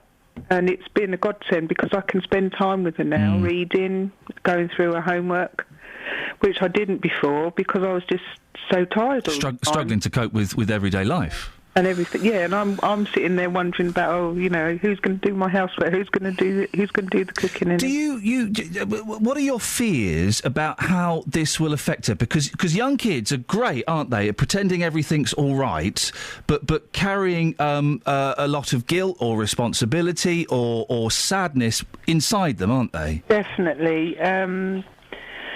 Being a young carer, when she was at her lower school, they had somebody that'd come and sit in her school and talk to her, and I became aware of things that I wasn't aware of. She wouldn't tell me because she didn't want to worry me.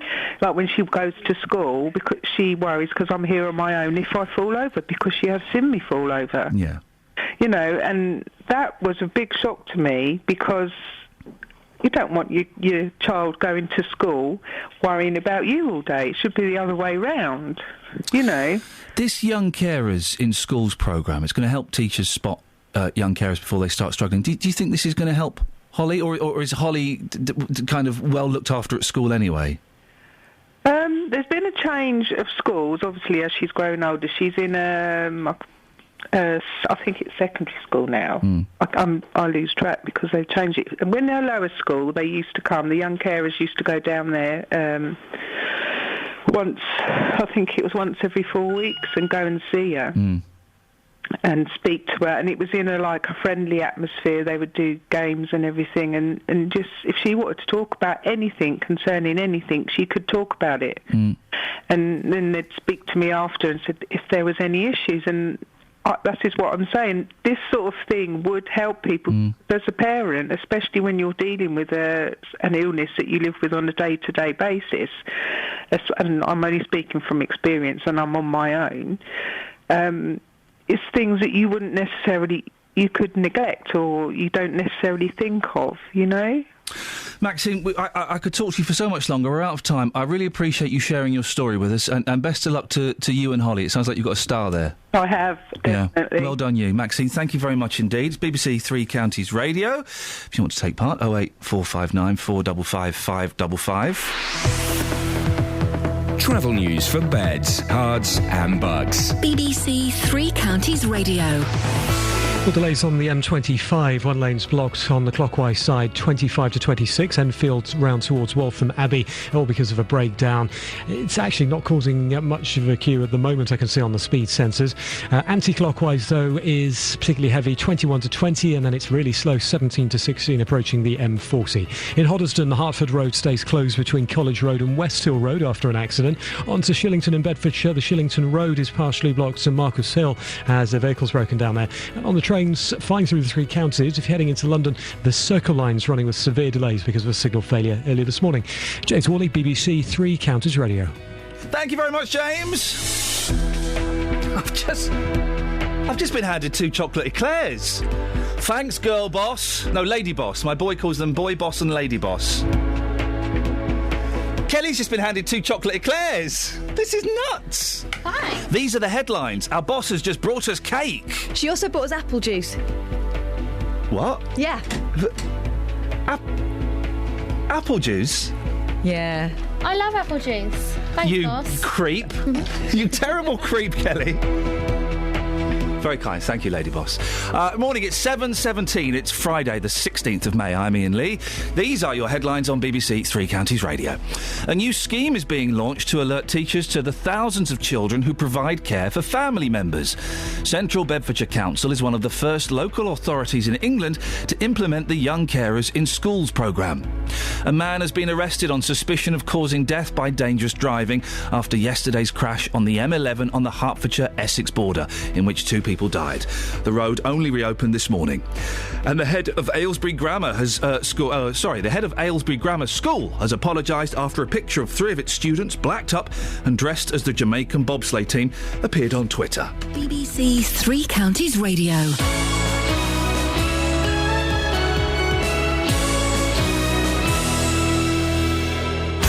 Every weekday from 12.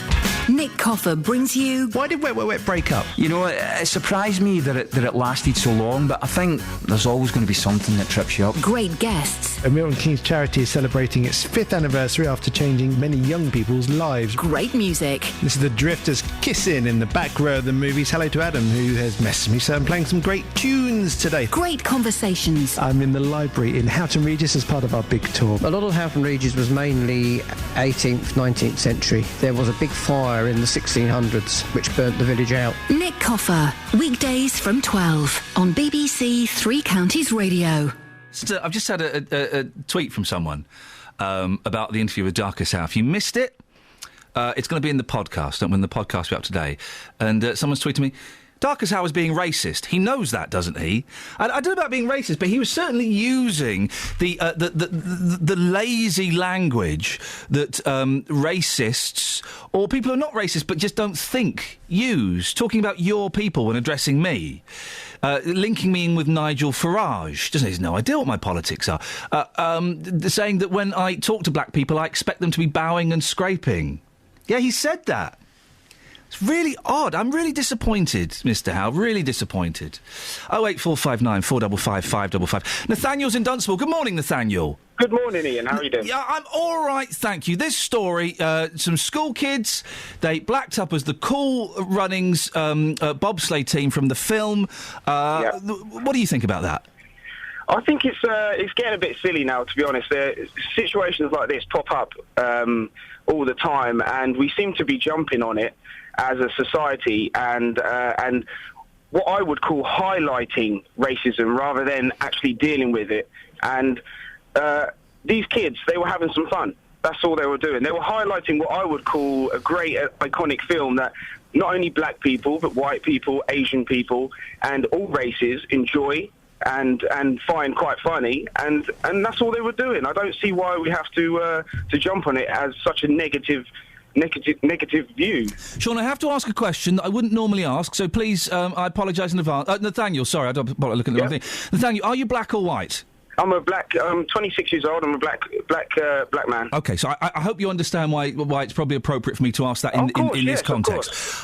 You don't think that in any way it's demeaning or patronising for white kids to do this? Of course not. I think there is a time and there's a place for things like this, and in this context, it's fun. It's what they're doing is highlighting what I would call an iconic film. And it's a good film. It is a great film. It's one of John Candy's finest. There you go. And for us to jump on it in such a negative way, all you're doing is scaring people. So people out, everyone out there, they're not going to know about the film, are they? They're not going to.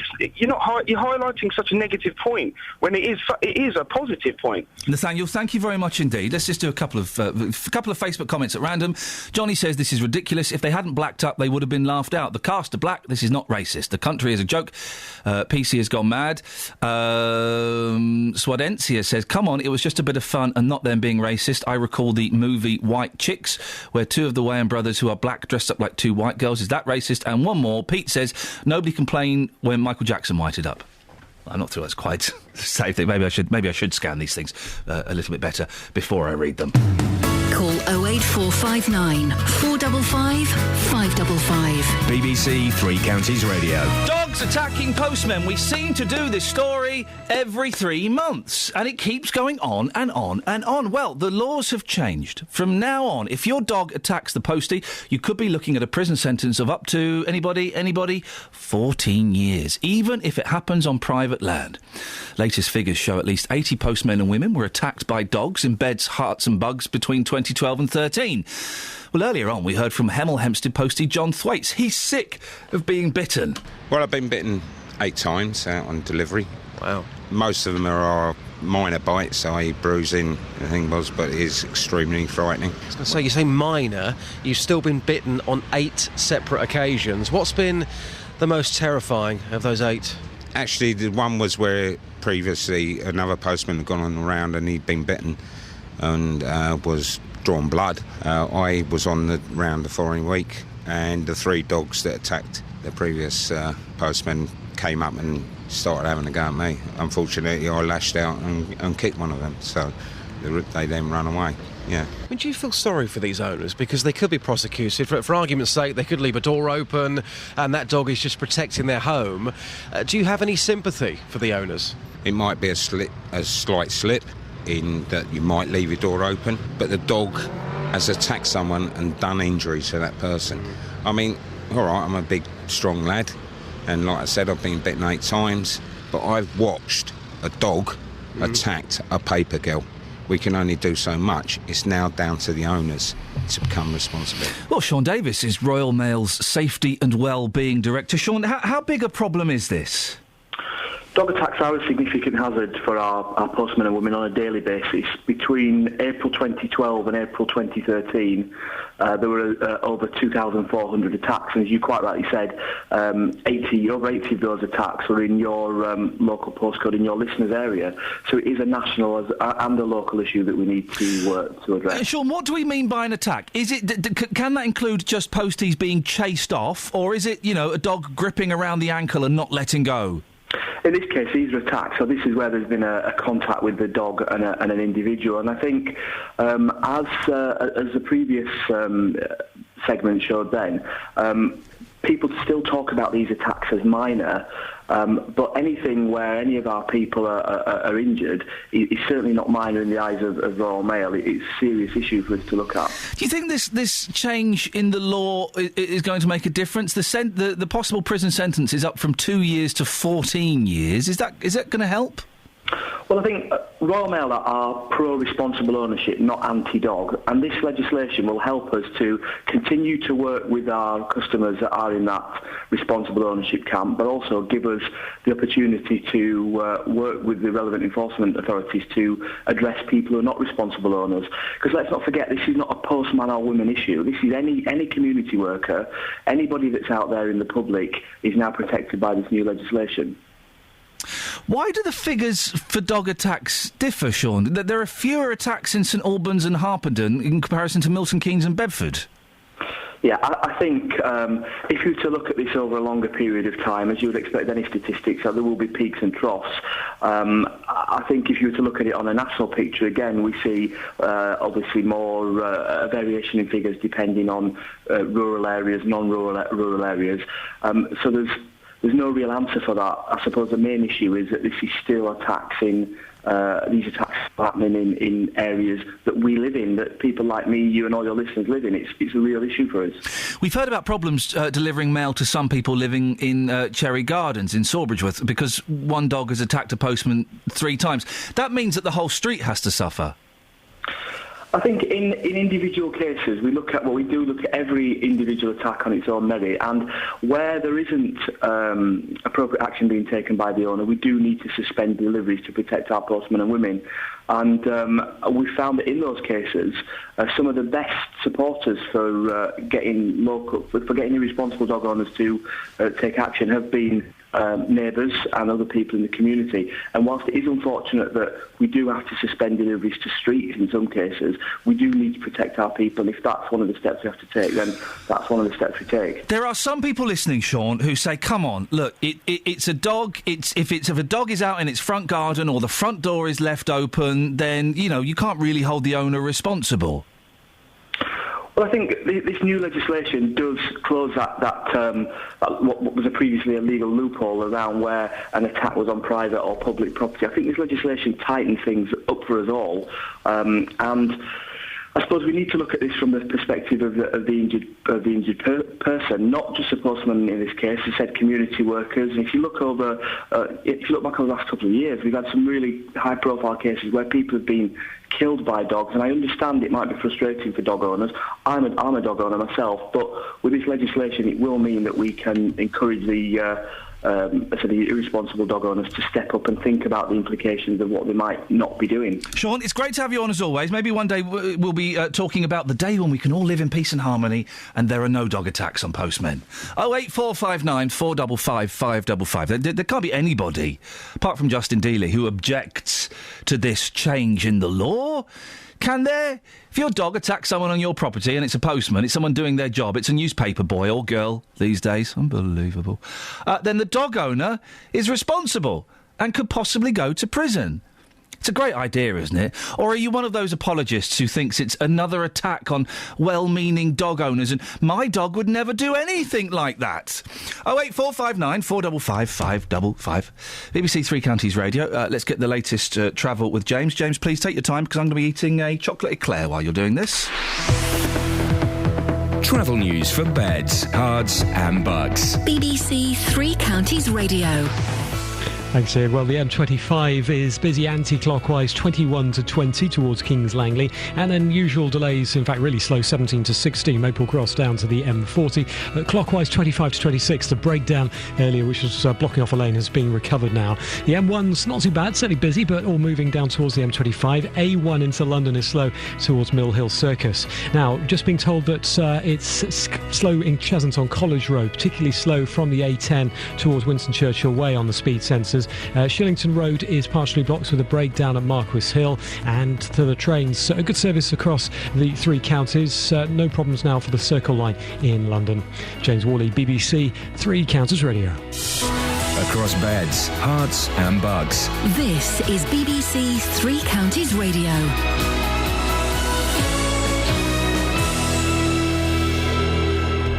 It's 7:30, I'm Simon Oxley. A new scheme is being launched to alert teachers to the thousands of children who provide care for family members. Central Bedfordshire Council is one of the first local authorities in England to implement the Young Carers in Schools programme. A man has been arrested on suspicion of causing death by dangerous driving after yesterday's crash on the M11 on the Hertfordshire-Essex border, in which 2 people died. The road only reopened this morning. And the head of Aylesbury Grammar School has apologised after a picture of 3 of its students blacked up and dressed as the Jamaican bobsleigh team appeared on Twitter. The students were at a film-themed Leavers event and decided to go as the cast of Cool Runnings. The school removed the picture after receiving complaints. 3 Counties Sports. BBC 3 Counties Radio. Luton Town have made their first summer signing. Defender Curtly Williams joins from Lowestoft, who won the Ryman Premier Division playoffs. The right-back, who's 24, was in the Ipswich Academy and has signed a 2-year deal. Meanwhile, striker Mark Cullen has signed a new 3-year contract. Wycombe right-back Marvin McCoy is leaving the club after Wanderers decided against offering him a new contract. And Rotherham will play Leyton Orient in the League One playoff final. The South Yorkshire side beat Preston 3-1 last night to go through 4-2 on aggregate.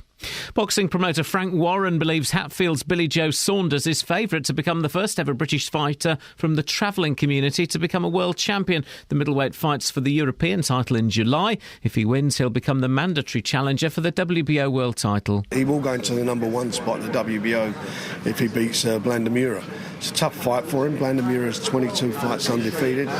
Billy's 19-0, so you've got 2 guys going in are undefeated. He's got to come for it. He's got to win it well, and if he does do that, then he'll fight for the title. He'll fight for the world title this year.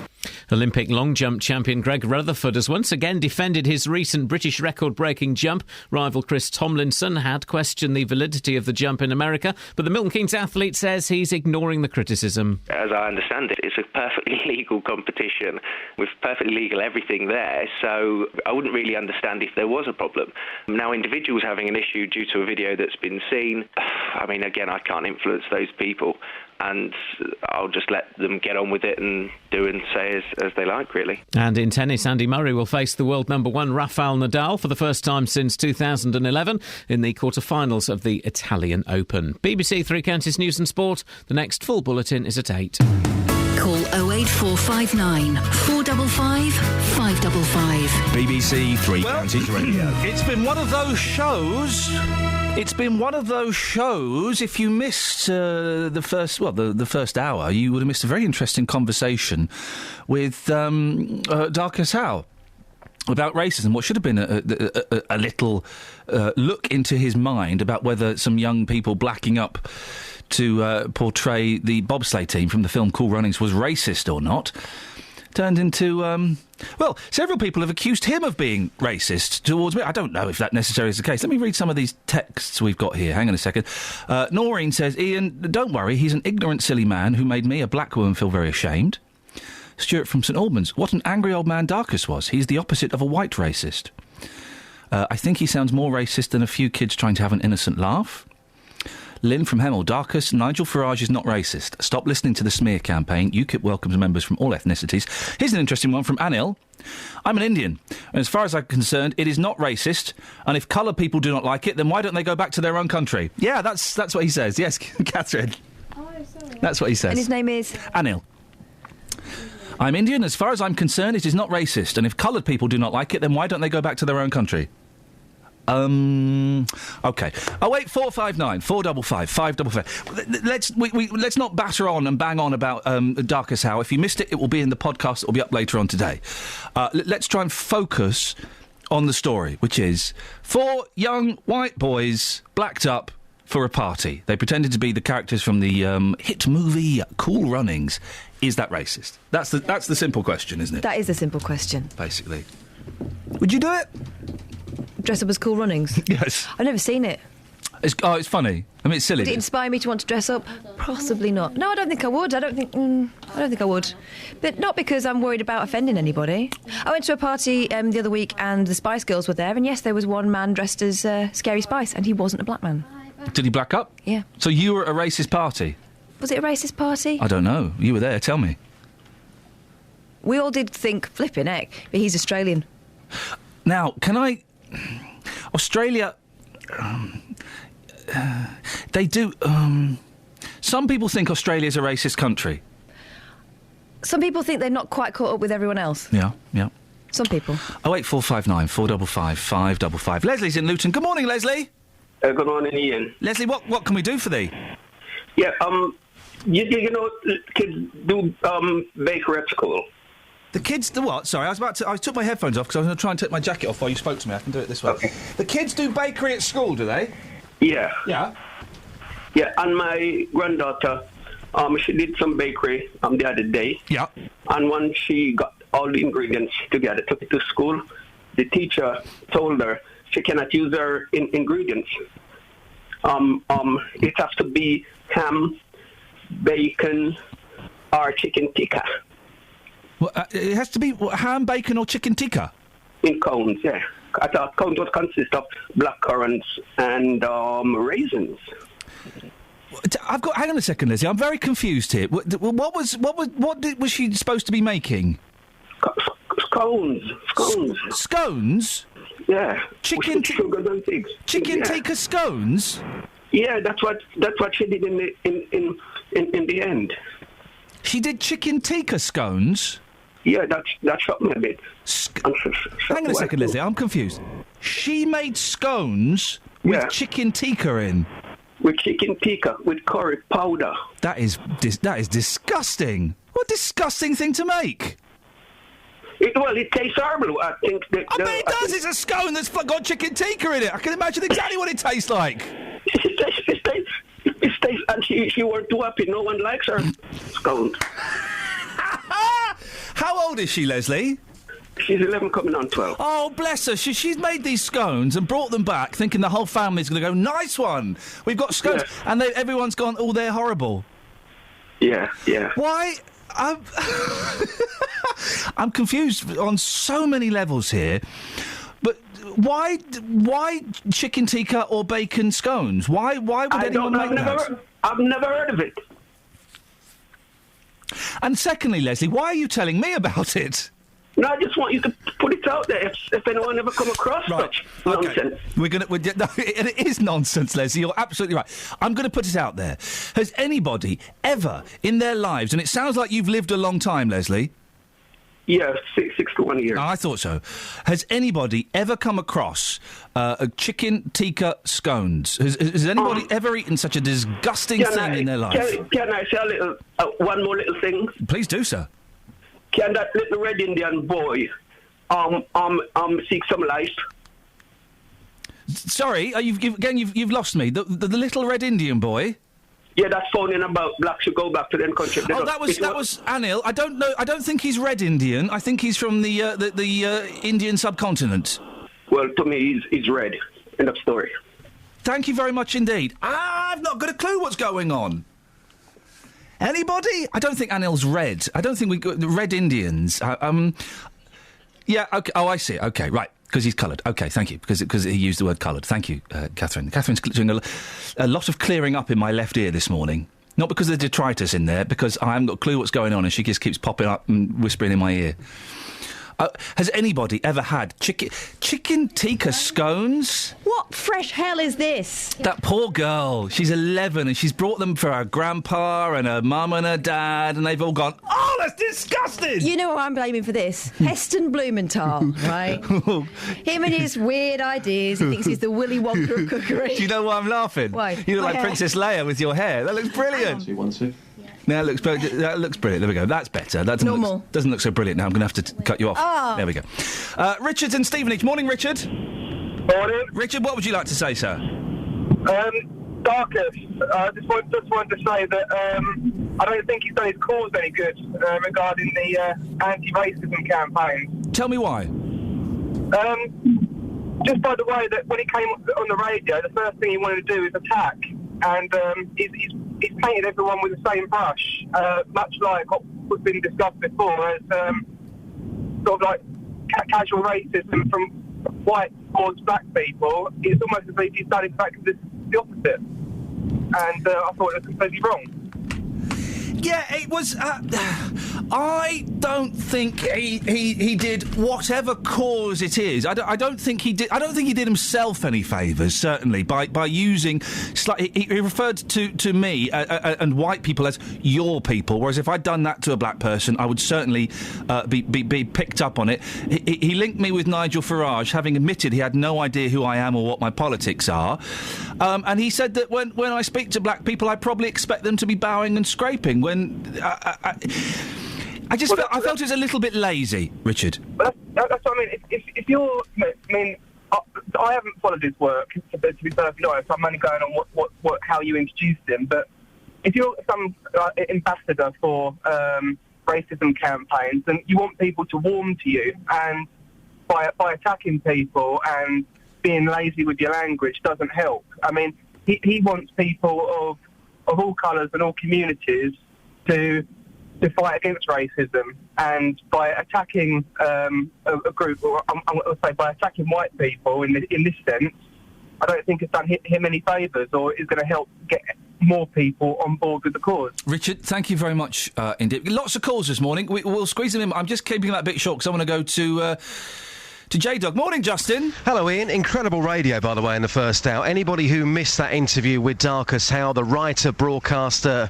and anti-racism campaigner, please go on the iPlayer and listen to that again. I was in my car. I could not believe what I was hearing. Couldn't. It's made the podcast today. It'll be in the podcast. It was uncomfortable. It was unusual to hear that from somebody who was an anti-racism campaigner, turning the screw on you almost for asking what I thought was a standard question. I didn't even get to the tricky question. Exactly. The reason we're talking about this, there is a big story. The head of Aylesbury Grammar School has apologised after a picture of 3 of its students blacked up and dressed as the Jamaican bobsleigh team appeared on Twitter. The students were at a film-themed Leavers event and decided to go as the cast of Cool Runnings. Justin, we've been asking people this morning, is it racist? Yep. Is it a bit of fun? I'll have another quick look at Facebook to see if the opinion has changed. But when I looked earlier, everyone said, oh, for goodness sakes, get over it. Yeah, one-way traffic. Well, this morning, I'm in Hatfield, the home of the big tour. Yes, I know it's not Aylesbury, but of course, the debate still stands. Is it racist or just fun? I've been talking to black members of the community here in Hatfield, and here's what they've had to say. And good morning. You've heard about this story. Is it racist or just a bit of fun? I think it's just a bit of fun. Yeah.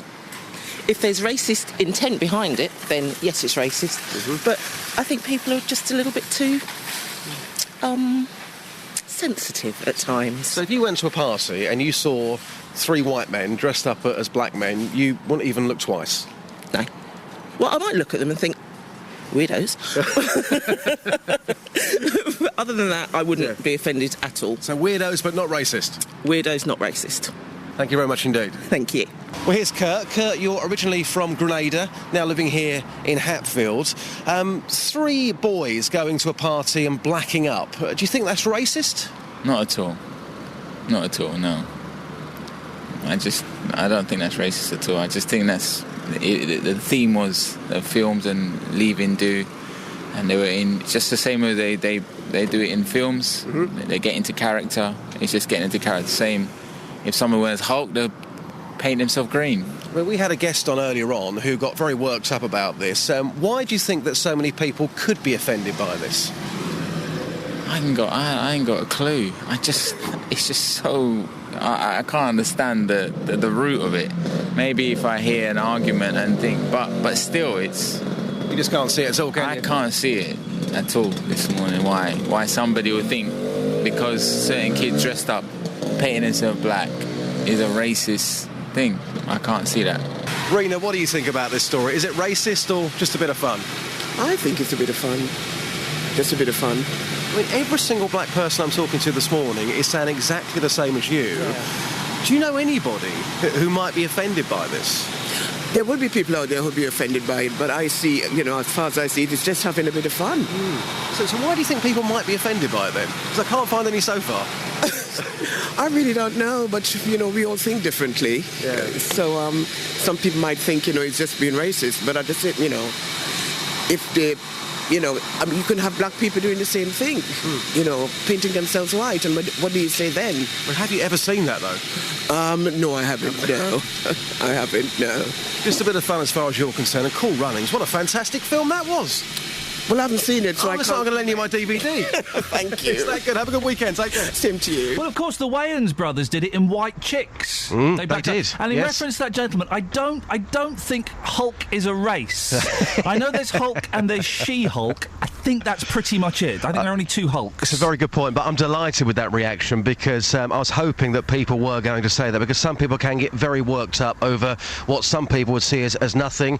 Darkest Hal was certainly very angry this morning, but the people here in Hatfield, the black members of the community, seeing this as just a bit of fun. And do you know what? That's what's interesting, because it's easy for us as white middle-class people to go, oh, for goodness sakes, get over it. Or even, you know, white middle-class people going, oh, my gosh, it's disgusting. Yep. It's different if you're a member of the black community. Absolutely, which is why this morning I shall be continuing to talk to black members of the community, because there may be somebody, and again, those pieces there haven't been edited, we haven't found anybody who has been offended, but again, I shall continue to talk to people here, and if they do see this as a major problem, we'll ask them why they do. Justin, we'll plug your show a little bit later on. Congratulations on your listening figures, by the way. Thank you very much.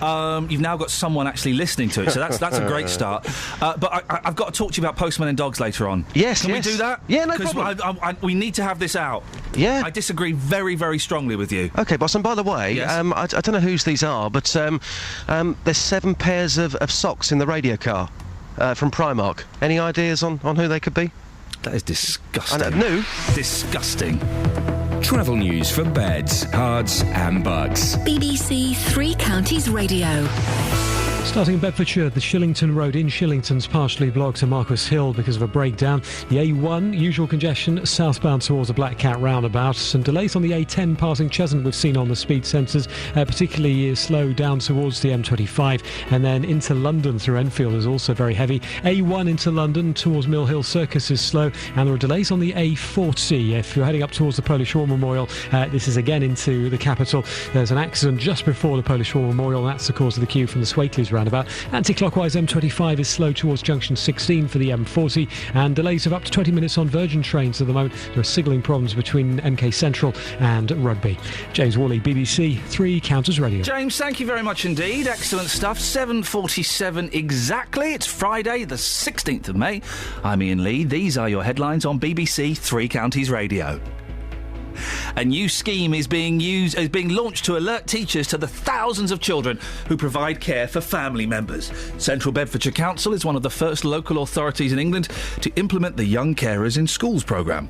The head of Aylesbury Grammar School has apologised after a picture of 3 of its students, blacked up and dressed as the Jamaican bobsleigh team, appeared on Twitter. And the M11 has reopened this morning on the Hertfordshire-Essex border after yesterday's crash in which 2 people died. 08459 455 555. More of your calls after the weather with Kelly Betts. Beds, Hearts and Bucks weather. BBC Three Counties Radio. Sup. Largely dry and warm. Start the weather with what's up. Yeah, it's cool. Largely dry and warm with sunny spells today and throughout the weekend. It's good news, isn't it?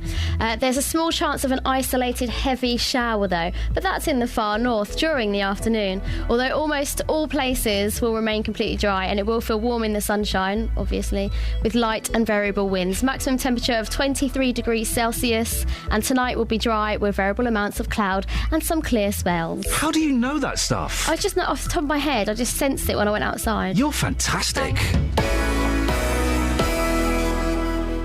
BBC Three Counties Radio's big tour of Beds, Hearts and Bucks. Some of the clubs are nice. My bowls club's a good, nice club. Inviting everyone to where you live. I came here with my parents, came when the big industry started. And all this week, we're featuring Hatfield. When you're out of Hatfield, you do miss it, because it's our little town. If you've got a story everyone should hear about, let us tell them about it. Spent a load of money making a big monkey thing over there, and then closed it down the day it was opened.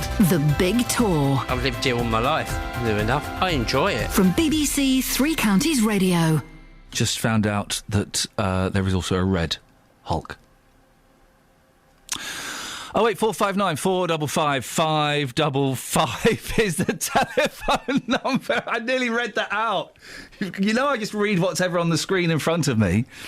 Now, we've heard this week how it will cost Toddington Parish Council over £8,000 to clear up the mess left behind by travellers on two of its football pitches. Well, just down the road by Harlington train station, travellers have left behind tons of rubbish, including building material and possibly asbestos. The land is owned by former Luton Town chairman Cliff Bassett, who says it will cost him in total about £10,000 to not only clear the area, but also to pay for the bailiffs and buy a new gate. Well, our reporter Tony Fisher spoke to him by the site. The chains and padlocks that were on the gates, they have surprisingly gone missing. And they gained access, not sure exactly of the time, whether it's at night time or during the day, but the access is alongside a house, which is surprisingly had the audacity to do this. I mean, if we just describe this rubbish as wash basins, building materials, who knows what's in there, possibly asbestos, it could be dangerous. It's just left here in full public view, next to a railway line. Yes, in all public view, and unfortunately it's our responsibility to move it, which will be costly. We're waiting on estimates to do the movement at this time. It will be a minimum of $5,000 to move this. On top of that, we've had the cost also of the bailiffs removing them from this site. But this is not just You have to pay here. for that as well? Oh, I have to pay for everything. You have to pay for the bailiffs to remove them, and Yes. you have to pay for the removal of the rubbish? Yes. I mean, that's more than 5,000, Cliff. Well, it will be more than 5,000. You were looking upwards of 10. Well, maybe, and but I'm trying to keep myself on the upside rather than look at the How do you feel downside. about this? Is this the worst you've seen it? It's the worst we've had it on our properties, but we've had access gained by them on other properties. But I don't know why the intensity of this. There wasn't. I think there was about 8 or 10 caravans with transit pickups and all stuff here. But it's the worst I've seen it, certainly as far as we're concerned. So, what's going to happen now, Cliff? You got to sort this out yourself. Yes, we have to sort it out. We're getting estimates to get it moved. There's various things to be done, and we've also paid, obviously, for much stronger gates to be fitted with barriers. But the equipment they will have on, with these people will have, they're capable of cutting gates down, and you can only do so much. So you can never actually fully keep them off your land, can you? Not really, no. What do you say to the people who dumped all this here? I hesitate. Not in a bad. I realise that they have the freedom of movement, as everybody has freedom of movement. I don't see why they have to do this. I realise it's to gain money from doing it, but it's a huge cost to other people, and together with the public in general, as you say, by looking at it, by being here. You're lucky, I know, Cliff, you're a man of means. You can afford this, but a lot of people who had land like this would not be able to afford, if it kept getting rubbish dumped on it, to remove that rubbish. If you had somebody like a tenant farmer who is just renting the land and he's working it as against ownership, etc., he has a lot of costs anyway. If this happened to him, this could seriously affect his livelihood. That's our reporter Tony Fisher speaking to former Luton Town chairman Cliff Bassett. Across beds, hearts and bucks. This is Iain Lee. BBC Three Counties Radio. Ooh, yes. Des is in Luton. Good morning, Des. Good morning, Ian. Des, what would you like to say, sir? Yeah, I say I enjoy listening to you in the mornings first and foremost. Thank you. But also, I haven't got a problem with it. It's about these guys that have, put on the black makeup or whatever to make themselves look like the guys that have Cool Runnings. Yeah. I think the only part where you're going wrong is by saying they blacked up. If you know what I mean, I think that's the wrong way to describe it. Because I wouldn't say I'm mixed race, so I'm half black, half white. Yeah. So if I was gonna be a white person, for example, I wouldn't say I'm gonna white up. If you see what I'm saying. I think white up is a phrase. How would you describe? What would you use instead of blacked up? I don't know, I'd probably say something like some black makeup or something, because I don't think black top makes it sound a bit bad. I don't know, it just sounded weird. When you were saying it, black top didn't sound like, correct. in so many words. I'd probably say black makeup, or something, you know? I can sort of see where you're coming from. Yeah. I'm trying to get my head around exactly what you're saying. Why does blacked up sound offensive to you? What is it about that phrase that you don't like? Yeah, I don't know. It just sounded weird. I've never heard anyone say like blacked up before. You know? Have you never heard it? No, I've never had that blacked up. You know, it's not a phrase I've just come up with. It's a very standard phrase for people who apply black makeup and make themselves look like black people. Oh, really? So that's what you'd actually say then when someone like dresses up as a black person. Yeah, that's kind of. I'm going to the BBC website story to see what they. Oh no, hang on a minute. Let me go to the BBC website. So, yeah, that's kind of the accepted phrase. Let me go to the BBC website story where I saw this earlier on. Hang on a second. Yeah. Oh no, I can't find it. Hang on. Hang on. I'm hanging on. Aylesbury. I've got to type in black up for it to come up in Google. Hang on. Let's have a little look. Yeah. Well, okay. They've put blacked up in inverted commas. So it says here in inverted commas, blacked up. Closed commas. Cool Runnings pupil photo forces Aylesbury school apology.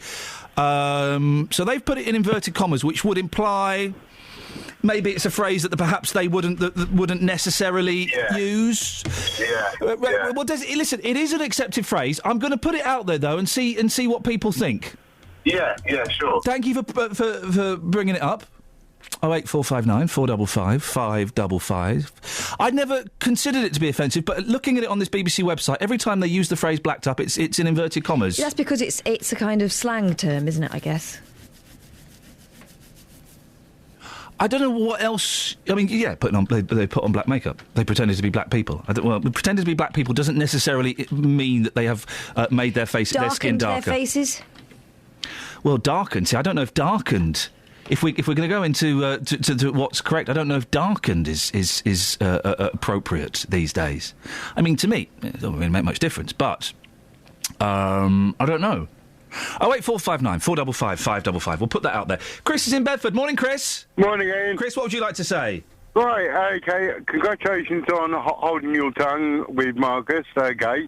I'm very proud of you. Darkus, yes. Okay, Darkus, whatever his name is. Yes. Okay, basically, okay, this story is bringing up racism again, okay. These were two couple of kids having fun. If they're dressed up as, say, Scottish people, nobody would be batting an eyelid. The Scots aren't a race, though. That's the thing. The Scots aren't a race, and they've not been subject to humiliation and control for quite a long time, whereas some people could argue that perhaps black people have, and indeed perhaps they still are. Yeah, we've moved on from the slavery days and all this, okay? You're from the slavery days? Yeah, okay. Yeah, wow. When people were kept as slaves. We've moved on. We've become an equal race. Okay, we've got Usain Bolt, okay? Yeah. Who is I look at him as an athlete. He is. Not as his race. Yeah. Mate, Mo Farah, again, he's an athlete. Yeah. I don't look at him as race. That's what we should be looking at. Hey, listen, of course, man, that's of course what we should be looking at. But do you really think that black and white people are equal now and are treated equally? Because I know there are some members of the black community who think that they are not, who think that they are disadvantaged in terms of employment, in terms of the way they are treated by the police, in terms of how many black members of parliament are there? How many black judges are there? How many black people are there working at BBC Three Counties Radio? Yeah, well, it's up to them to push themselves forward, okay? I come from an Irish family, okay? I've worked my way up. Okay. It's what you do and how you act to other people. Chris, thank you very much. I've got to end it there because we're out of time. Chris there thinks that black and white people are equal. I don't know, but you kind of have a look around and you wonder, and the stories that we hear on this show from people would imply that perhaps not everybody thinks that. 08459 455 555. Travel news for beds, cards and bugs. BBC Three Counties Radio. The M25 slow anti-clockwise from 17 down to, in fact, 18 down to 16 towards the M40. The A10's particularly slow southbound from Cheshunt down to the M25, and then it's slow through Enfield all the way down towards the Southbury Road we've seen on the speed sensors. If you're driving into London on the A40, there's an accident at the Polish War Memorial, just before the Polish War Memorial. That's the cause of the queue from the Denham roundabout. And Virgin trains say 20-minute delays possible because of signalling problems between Milton Keynes Central and Rugby this morning. It's mainly affecting trains northbound towards Rugby. James Worley, BBC Three Counties Radio. Yes, we've clarified the blacked up being in quotes on the BBC website, and thank you to Katie for sending us this, is because that's how they did it in the school statements. OK, so that's where that comes from. More of your calls on this and more after the news with Simon Oxley. Local and vocal across Beds, Herts and Bucks. This is BBC Three Counties Radio.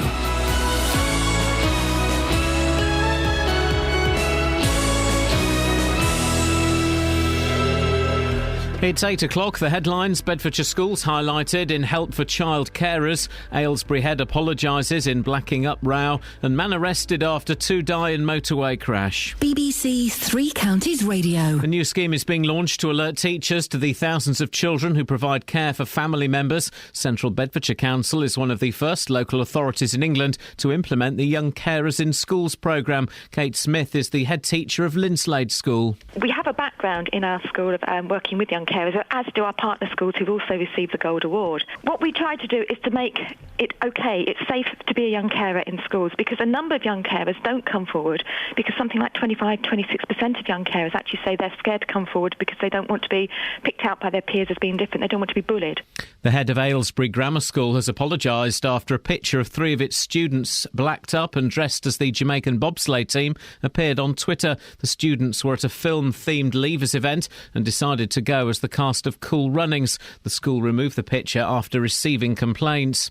A man has been arrested on suspicion of causing death by dangerous driving after yesterday's crash on the M11 on the Hertfordshire-Essex border, in which 2 people died. The crash involved 3 cars, a lorry and a horse box, and happened on the northbound carriageway at about 2:15. The road only reopened earlier this morning.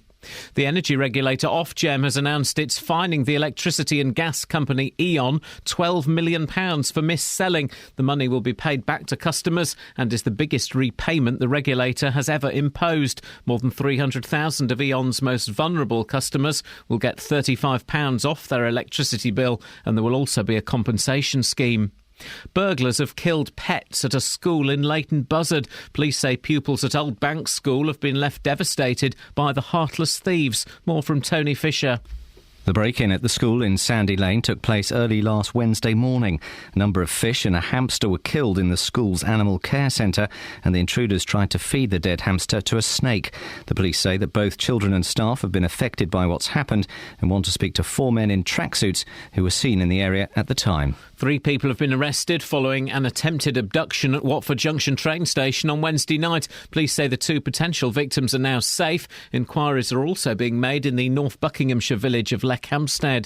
Latest figures show at least 80 postmen and women were attacked by dogs in the 3 counties within a year. A change in the law this week means posties can now prosecute if they're bitten on private land. John Thwaites has been delivering mail around the Hemel Hempstead area for more than 30 years and has been bitten 8 times. We were actually nearly as bad as common criminals because we was not protected walking up a person's path. This is what the Dangerous Dog Act has now changed.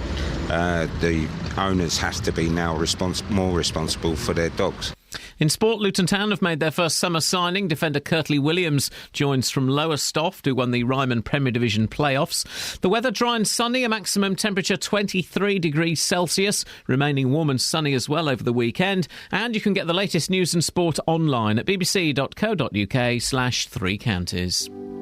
BBC Three Counties Radio's big tour of Beds, Herts and Bucks. My bowls club's a good, nice club. It's all about where you live. We came here with my parents, came when the big industry started. And all this week, we're featuring Hatfield. When you're out of Hatfield, you do miss it, because it's our little town. I lived about 40 years. I came to Hatfield via the Hatfield Polytechnic. The big tour of Beds, Herts and Bucks. BBC Three Counties Radio. morning, this is Iain Lee, BBC Three Counties Radio, and suddenly the weekend is 56 minutes away, guys. 56 minutes away. Last hour of the show before JVS at 9. Young carers, terrified posties, and blacked up schoolboys. Well, hang on, are we still saying blacked up? Is that offensive? It's so confusing what you can and can't say, isn't it? Facebook.com/BBC 3CR. Or you can give me a call, 08459 455 555. Across beds, hearts and bucks. This is BBC Three Counties Radio. Guys. Beulah. Guys. Yes. Guys. I have just indulged... Do you mean girls?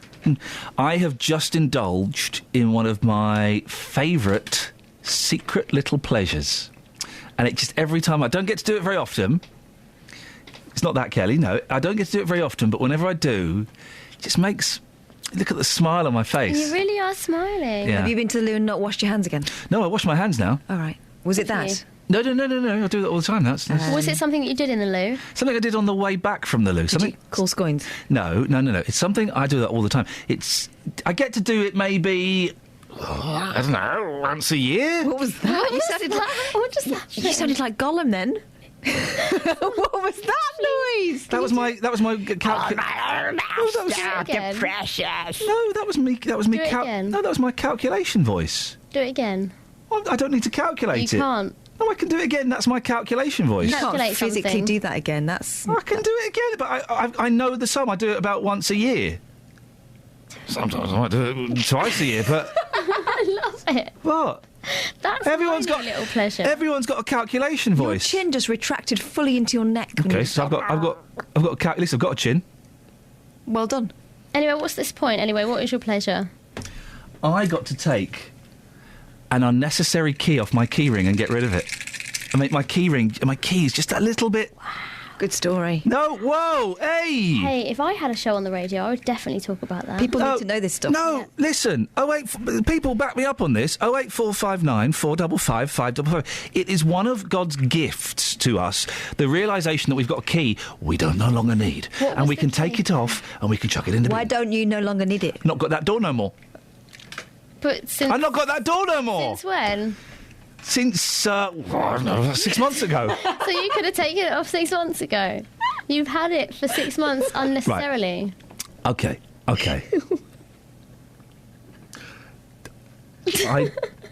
I don't like this laughing at my estimation voice, and turns out there's a face. I didn't realise there was a face. voice It's is the a best noise. thing I've ever heard. Everyone's got right. Okay, 08459 455 555. Everyone's got an estimation voice, Well, that's mine.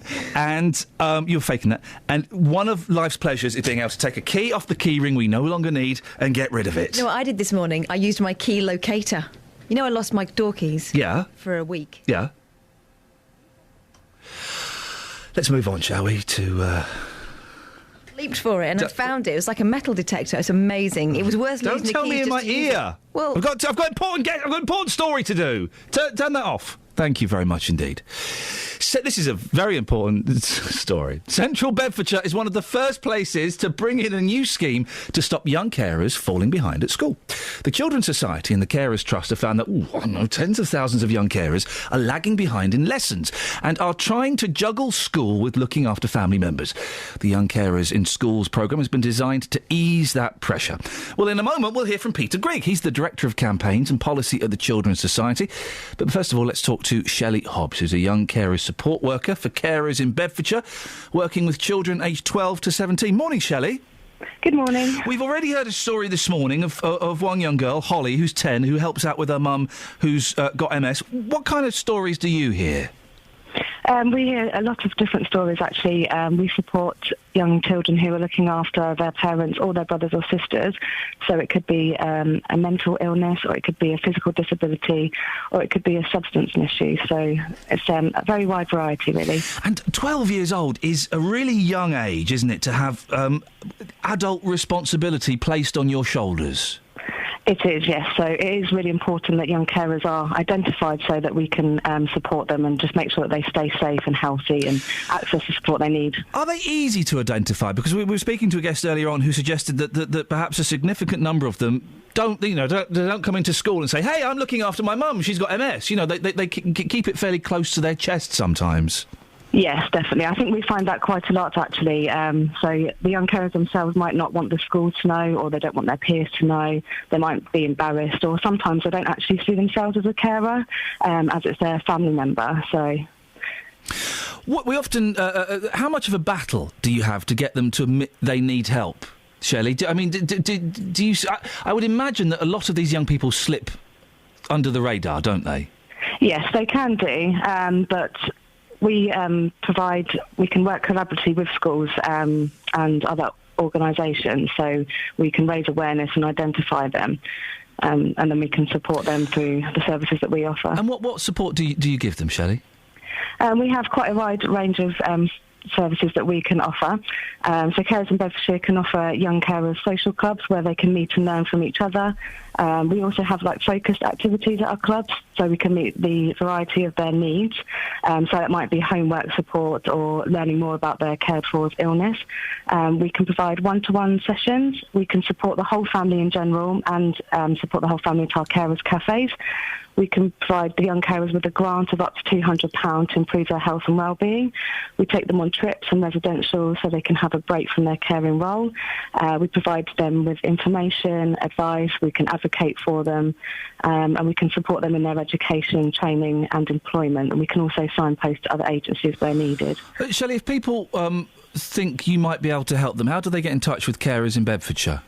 OK, so you can call our office on 0300 111 1919, or you can visit our website at www.caresinbeds.org.uk. Shelley, keep up the good work. Thank you for your time. Shelley Hobbs there from Carers in Bedfordshire. Let's speak to Peter Grigg, who is the Director of Campaigns and Policy at the Children's Society. Peter, it sounds like these young people need a lot of help and they aren't all getting it. Absolutely. I think Shelley really articulately described some of the issues that young carers face day to day when they're looking after not just their parents but also their siblings and other family members. We found 17,000 children and young people in the South East who are probably providing that unpaid care day to day, and for some that's just a few hours, but for some young people it's 20 or 30 hours per week. And if you're doing that amount of care, it's inevitable. It's going to have an impact on your educational attainment, on the ability that you have to spend time with your friends, and loads of other things too. So we found that a quarter of young carers we spoke to said they were actually bullied in school because of their caring role and not being really understood by their peers. Gosh. Well, I say gosh, but I do know that young children, young people, they look for differences, don't they? And they sense it as a weakness. So inappropriate for them to be bullying. I can kind of understand why some do it, but it's very sad. How much of a difference is this new programme going to make, do you think, Peter? Well, we've launched the schools programme with the Carers Trust and other organisations too, just so that schools have an understanding of the issue and then they know where to turn to for support. So I'm really glad to hear that the support available in Bedfordshire that can actually add additional activities and events for young carers. But too often schools don't really know where to turn, so the schools programme will do a few things. It will give that access to support and guidance and all the sort of advice that you can get. But also, alongside, we've launched an awards programme because we want to celebrate those schools who are doing it well and use that experience so that other schools can learn from that best practice. Is it enough, Peter? Are people still going to fall through the net? Will people be getting all of the support that they need to help them? Well, who knows if it's enough. It's certainly a start. We want schools to be able to have those conversations with their young people, with their children in their care. We want children in schools to have that conversation with their peers and not be ashamed, not bottle it up. And if this schools programme can just get a few more young carers to identify as such and then get them the care and the support that they need, then we think it'll be worthwhile. I wish you the best of luck. Whenever we talk about this, we always hear some really powerful stories. So thank you, Peter Grigg, Director of Campaigns and Policy at the Children's Society. Back to the story of the four young men, and they were young men. It was a leaving do at a school in Aylesbury who blacked up. Is it racist or is it a bit of harmless fun? The majority of people have said, yes, it's a bit of fun. Come on, for goodness sakes. Brad's in Welling. Morning, Brad. Good morning, how are you? Yeah, I'm good, thanks. Brad, what would you like to say? So first of all, I think it is fun. My personal view, of course, shortly entitled to our own opinions. I grew up in Brent, which is very mixed culture kind of borough, really. And when I attended Cubs between the ages of around, I don't know, probably 7 and 10, I was asked to do a bit of a fun evening where all the parents were invited, and of course, there was black kids and Asian kids and white kids and whatever other terminology we want to use attended my Cubs, and I was, for want of better words, I know it's open for debate, blackened up, and was asked to perform as who's the blind pianist? Stevie Wonder. Stevie Wonder. Did a bit of the old Wonder, yeah. Yeah, and they found it, the parents found it hilarious, the kids found it hilarious. And in hindsight, was it offensive? No, I don't think so. Would Stevie Wonder have found it offensive? Probably not. And in retrospect, did I offend blind people? Possibly. For me, it was just a bit of fun. Anyway, so kind of 30 years down the line, I'm living with a fantastic partner now, obviously no names mentioned. She's divorced, she had a black husband, and I live with her children, who are 2 mixed-race kids, both under 12. Yeah. And guess what their favourite film is? White Chicks. Which is quite ironic, because we've been talking about it. And they must have seen it 20 times, to a point where I say, come on, boys, not again, surely. Do I find it offensive? Does their mum find it offensive? No, it's kids. Is there a difference, Brad? And is there a difference? The fact that I'm assuming, obviously you're white because you blacked up. Is there a difference because you're white and you did this 30 years ago, when things were different 30 years ago, weren't they? It was a different world. Well, arguably, it was more offensive, was it not, 30 years ago? If we're living in a society that's more forgiving and more understanding than it's ever been, then there shouldn't be such an issue made of such a small thing. I wonder if at this school, had there been some black students at the school that had decided to go, and we use White Chicks again, just as an example, as White Chicks, whether there had been such an emotive kind of response to it. Brad, thank you very much for your call. We've got to move on because we're late for the travel. 08459 455 555. Travel news for beds, cards and bugs. BBC Three Counties Radio. Thanks, Iain. The A1 fairly slow southbound towards the Black Cat roundabout on the sensors this morning, and it's slow moving also into London, approaching Mill Hill Circus. A10's very busy past Cheshunt, approaching the M25 on the southbound carriageway, and then it's busy through Enfield on the A10. A40's partially blocked into London at the Polish War Memorial with an accident, queues from the Denham roundabout. Shillington Road in Shillington, partially blocked off at Marquis Hill. Cars broken down there. Motorway's not bad at all, actually. M25 anti-clockwise is slowed down towards Junction 16, and London Midland and Virgin trains reporting 20-minute delays Milton Keynes Central to Rugby because of signalling problems this morning. James Worley, BBC Three Counties Radio. Thank you, James. It's nearly 8:17, or as good as. It's Friday the 16th of May. I'm Iain Lee. These are your headlines on BBC Three Counties Radio. A new scheme is being is being launched. Oh, what have I done to my computer? I do apologise. I've done something to the computer, Jonathan. Bear with me. Don't panic. No, I'm not panicking. I'm panicking a little. I fixed it. Don't think anybody noticed. Keep calm. Yeah? Thanks for your advice. A new scheme is being launched to alert teachers to the thousands of children who provide care for family members. Central Bedfordshire Council is one of the first local authorities in England to implement the Young Carers in Schools programme. The head of Aylesbury Grammar School has apologised after a picture of 3 of its students, blacked up and dressed as the Jamaican bobsleigh team, appeared on Twitter. And the M11 has reopened this morning on the Hertfordshire-Essex border after yesterday's crash in which 2 people died. BBC Three Counties Radio.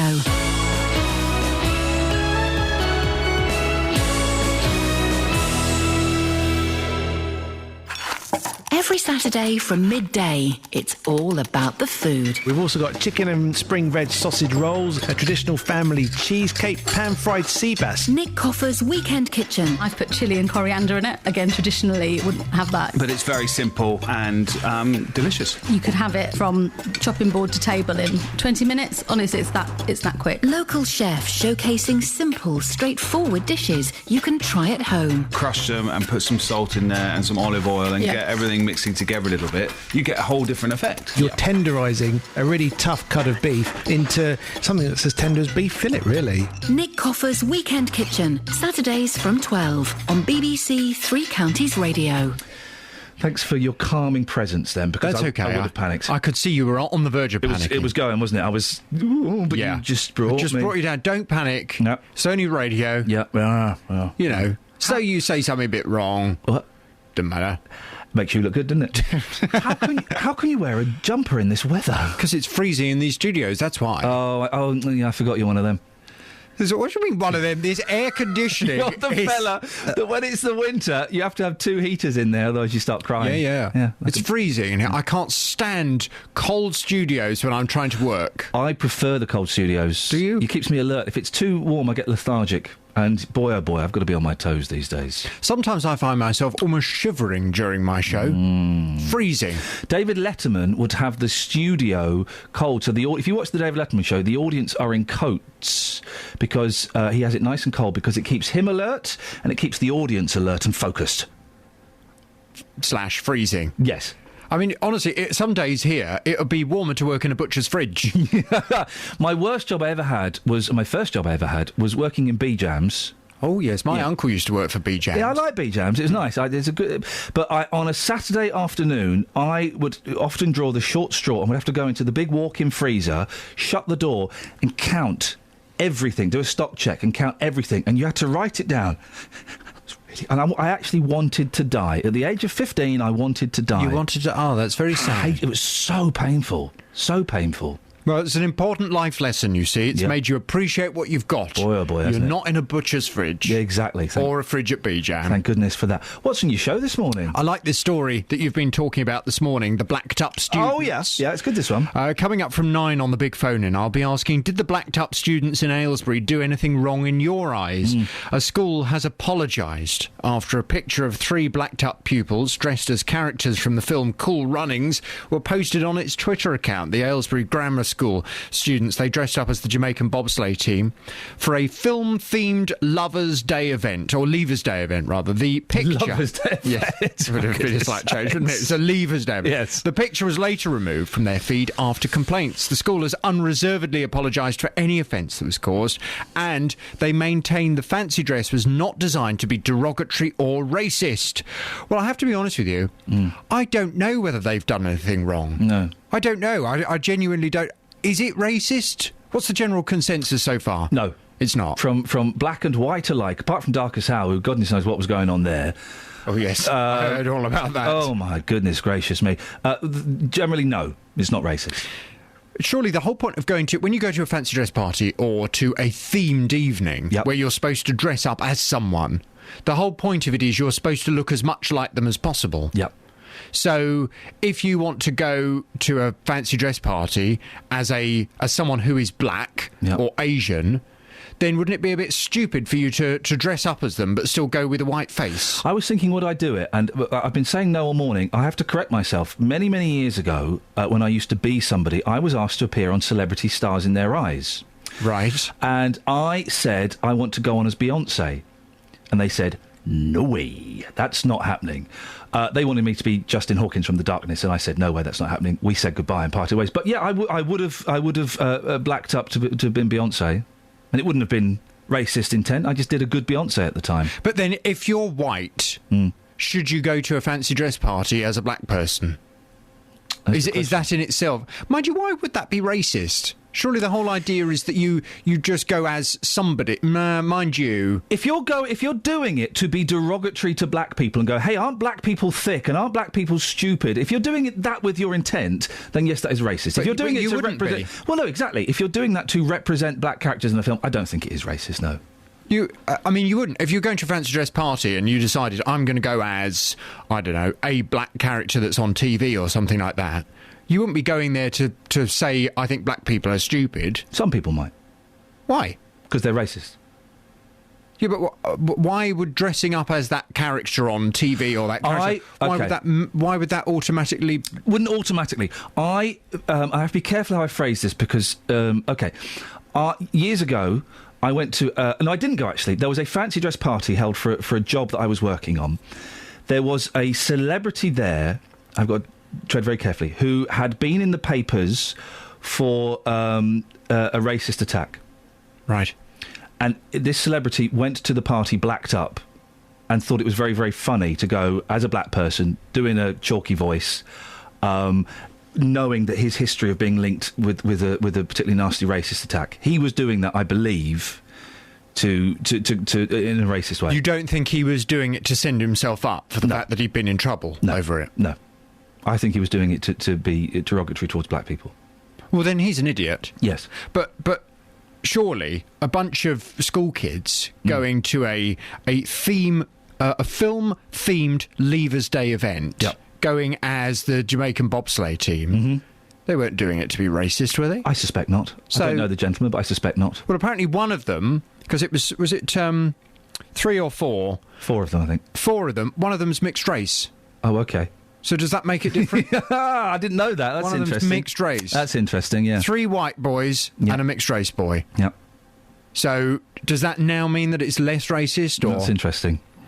Well, from 9, we'll continue this discussion. Did the blacked up students in Aylesbury, did they do anything wrong in your eyes? Across beds, hearts and bucks. This is Iain Lee. BBC Three Counties Radio.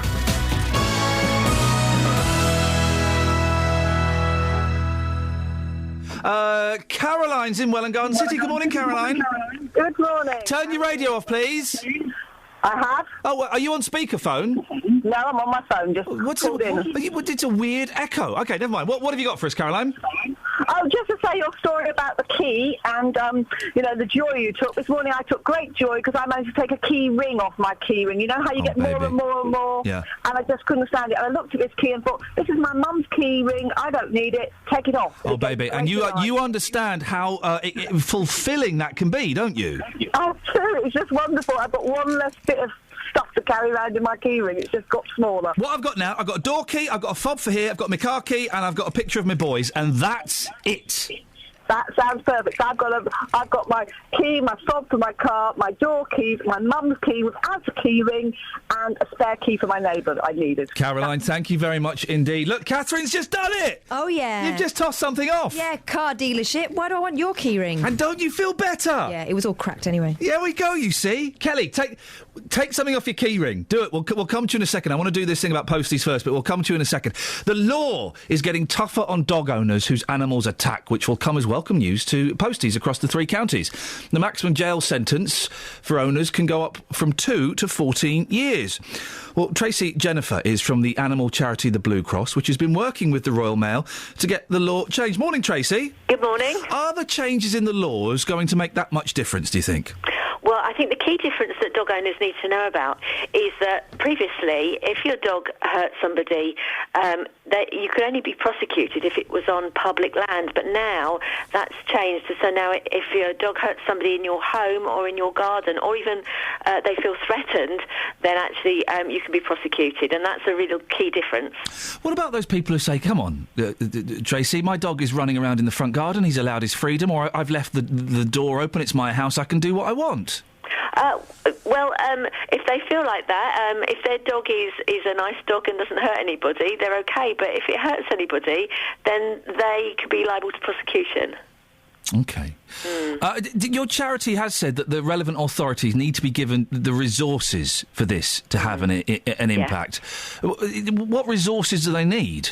Well, the thing about this is that if a dog is flagged up as being a problem, that actually then the authorities are able to act early and make people attend training classes, perhaps make them repair fences so the dog doesn't escape, or they could be muzzled in public. But things like prevention, training classes, education and all that sort of stuff costs money.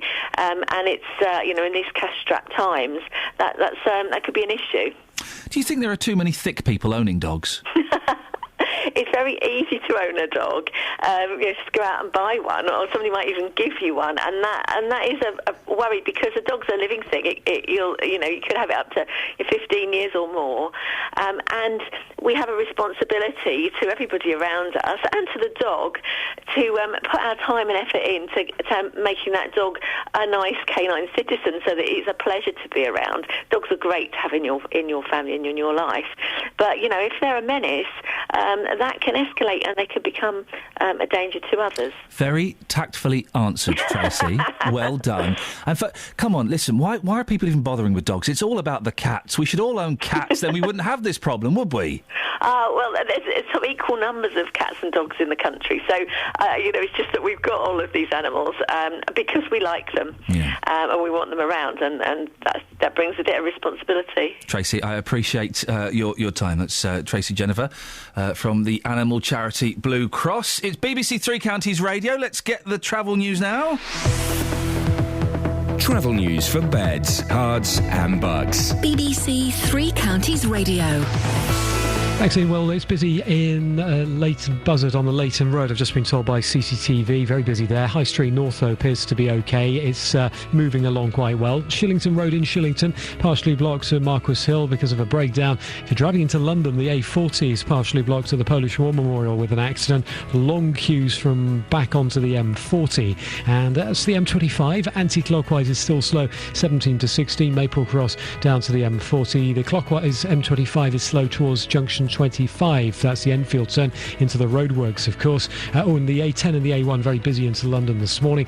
Onto the trains, London, Midland and Virgin reporting 20-minute delays because of signalling problems, mainly affecting services towards Rugby. James Worley, BBC Three Counties Radio. James, thank you very much. Last 30 minutes of the show. 08459 455 555. And can we get Dealey on? I need to have a word with him about dogs and posties, please.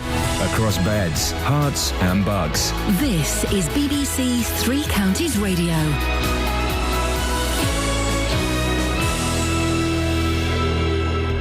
It's 8:30. I'm Simon Oxley. The head of Aylesbury Grammar School has apologised after a picture of three of its students blacked up and dressed as the Jamaican bobsleigh team appeared on Twitter. The students were at a film-themed Leavers event and decided to go as the cast of Cool Runnings. A man has been arrested on suspicion of causing death by dangerous driving after yesterday's crash on the M11 on the Hertfordshire-Essex border, in which two people died. The road only reopened this morning. And a new scheme is being launched to alert teachers to the thousands of children who provide care for family members. Central Bedfordshire Council is one of the first local authorities in England to implement the Young Carers in Schools programme. Three Counties Sports. BBC Three Counties Radio. Luton Town have made their first summer signing. Defender Curtly Williams joins from Lowestoft, who won the Ryman Premier Division playoffs. The right-back, who's 24, was in the Ipswich Academy and has signed a 2-year deal. Meanwhile, striker Mark Cullen has signed a new 3-year contract. Wycombe right-back Marvin McCoy is leaving the club after Wanderers decided against offering him a new contract. And Rotherham will play Leyton Orient in the League One playoff final. The South Yorkshire side beat Preston 3-1 last night to go through 4-2 on aggregate. Tonight in League Two, Fleetwood host York, leading 1-0 from the first leg. Boxing promoter Frank Warren believes Hatfield's Billy Joe Saunders is favourite to become the first ever British fighter from the travelling community to become a world champion. The middleweight fights for the European title in July. If he wins, Warren says he'll become the mandatory challenger for the WBO world title. He will go into the number one spot in the WBO if he beats Blandamura. It's a tough fight for him. Blandamura's 22 fights undefeated. Billy's 19-0, so you've got two guys going in are undefeated. He's got to come for it. He's got to win it well, and if he does do that, then he'll fight for the title. He'll fight for the world title this year. And in tennis, Andy Murray will play Rafael Nadal in the quarter-finals of the Rome Masters this evening after a straight sets win over Jürgen Meltzer in the last 16. It'll be the first time the Wimbledon champion has faced Nadal since 2011.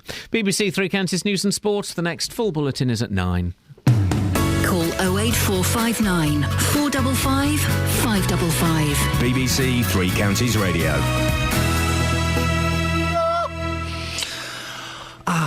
Kelly, did you manage to find any keys on your keyring that you don't need? Wow. Any detritus on there that is not... I've got my club card. OK. I've got a bottle opener. Yeah. And I've got my mum's back door key, my dad's front door keys, and my own home key. OK, hold up my car key. Get the car key. Hold it up just by the car key, please, and let it dangle. Just tilt it ever so slightly. No, twist it. Have you got two rings on there? Yeah. Get rid of a ring. Get rid of a ring, baby. Would that make you happy? Yeah, it would make you happy. That's the key. Get rid of a ring. That's the key. What key is that? Brilliant. Okay. Front door key. OK, well, get rid of a ring. I don't care to. No, I mean, okay, fine, all right, I'll do that. Well, So no, I'll take that one off. you're going to feel so much better. Do this.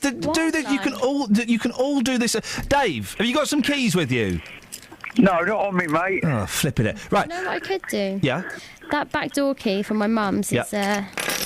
doesn't exist really anymore. The door. The door doesn't exist. No, well, it probably does, but it's not on the house. Get rid of the key. Fine, there you go. Yeah, you got rid of a key. Are you getting rid of a ring? Yeah. Key Okay. and a ring. Beautiful. Can you have a word with Oswell for me? Who? Oswell. He's called me up. I've tried to call him back. He's cut me off, and now it's on answer phone. It's nothing to do with me, mate. Put the phone down, Oswell, please. It's your problem. Oswell. You deal with it. Put the phone down. Deal with it. This is me dealing with it. Oh, is it? Well, it's not dealing with it very well. Kelly Betts, you've taken off a Yeah. key and a ring. How are you feeling? The same as just about. Oh, you wait. Listen, dear listener, if you're at home, if you're in the car, stop the car. Just in the middle of the road, stop it. That's a BBC public information service. Take your key out, look at it. There is a key on there you don't need. There is a ring on there you don't need. Remove. Free your soul. I have a problem. Yeah, go on. But this little back door key that I don't need anymore. Yeah. I feel sorry for it. Why? Because it's got no use in my life. Bin. No, I Bin can't. it. Bin it. No. Bin it. It will look how sad it looks all on its own. It's a I key. can't put it in a bin. It's a key, Dave. Tell her to bin it. No, bin it, Kelly. It's no good. Bin it, Kevy. Kelly. Bin it. Oh, I can't. Bin it. No. You're fired. Really? Oh. Amazing. No, you're not. You're sorry. rehired. Oh. Dave, what do you want? Oh, good morning, Petal. Yes, what? I was told to call you Petal or Princess. Sorry, what on earth are you talking about? What do you want, David? Right. These postmen and these dogs. These postmen and these dogs, yes. Yeah. Right. If you go to, if you've got a dog or dogs and you've got on your gate, dogs do not enter, you enter at your own risk. Right. Would a postman go in, and if he was bitten, would he be able to prosecute? Yes.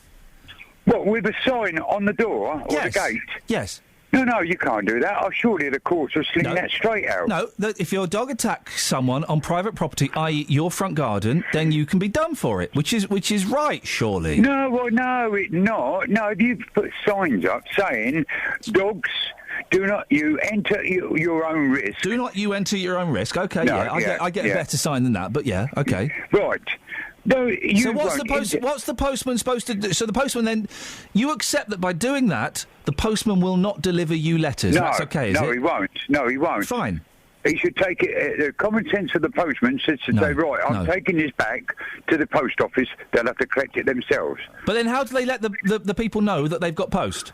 Well, that's the people who've got the dogs. That's their problem, isn't it? Unless they put a letterbox on the front of the gate. No, I don't agree with that. You don't agree that working men and women, that children delivering newspapers shouldn't be protected in the line of duty. You don't agree with that? Gosh, no, that's hard.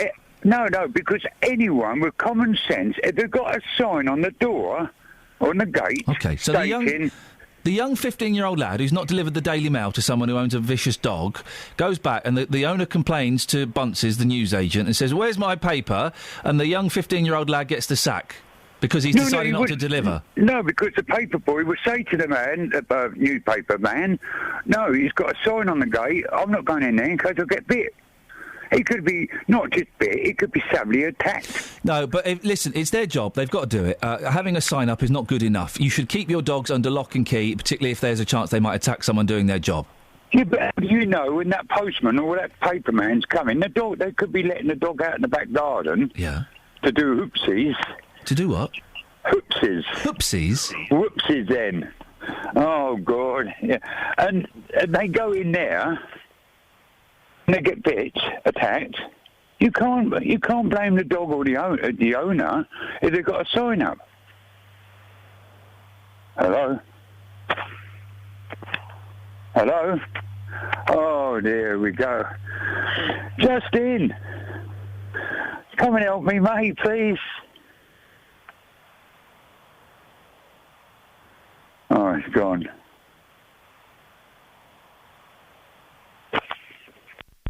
I'm being swallowed by a boa constrictor.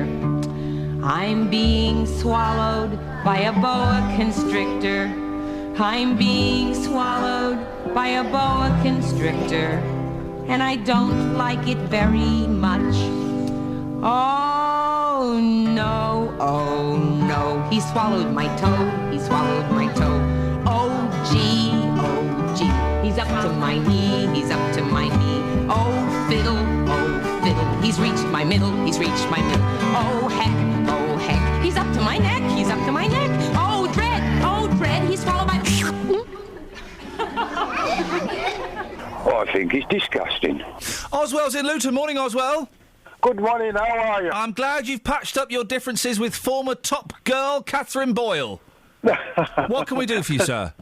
I was just listening to this thing about grammar school in Aylesbury. Yes. When the to me, that is not racism. Blacking up to represent the characters from Cool Runnings is not racism.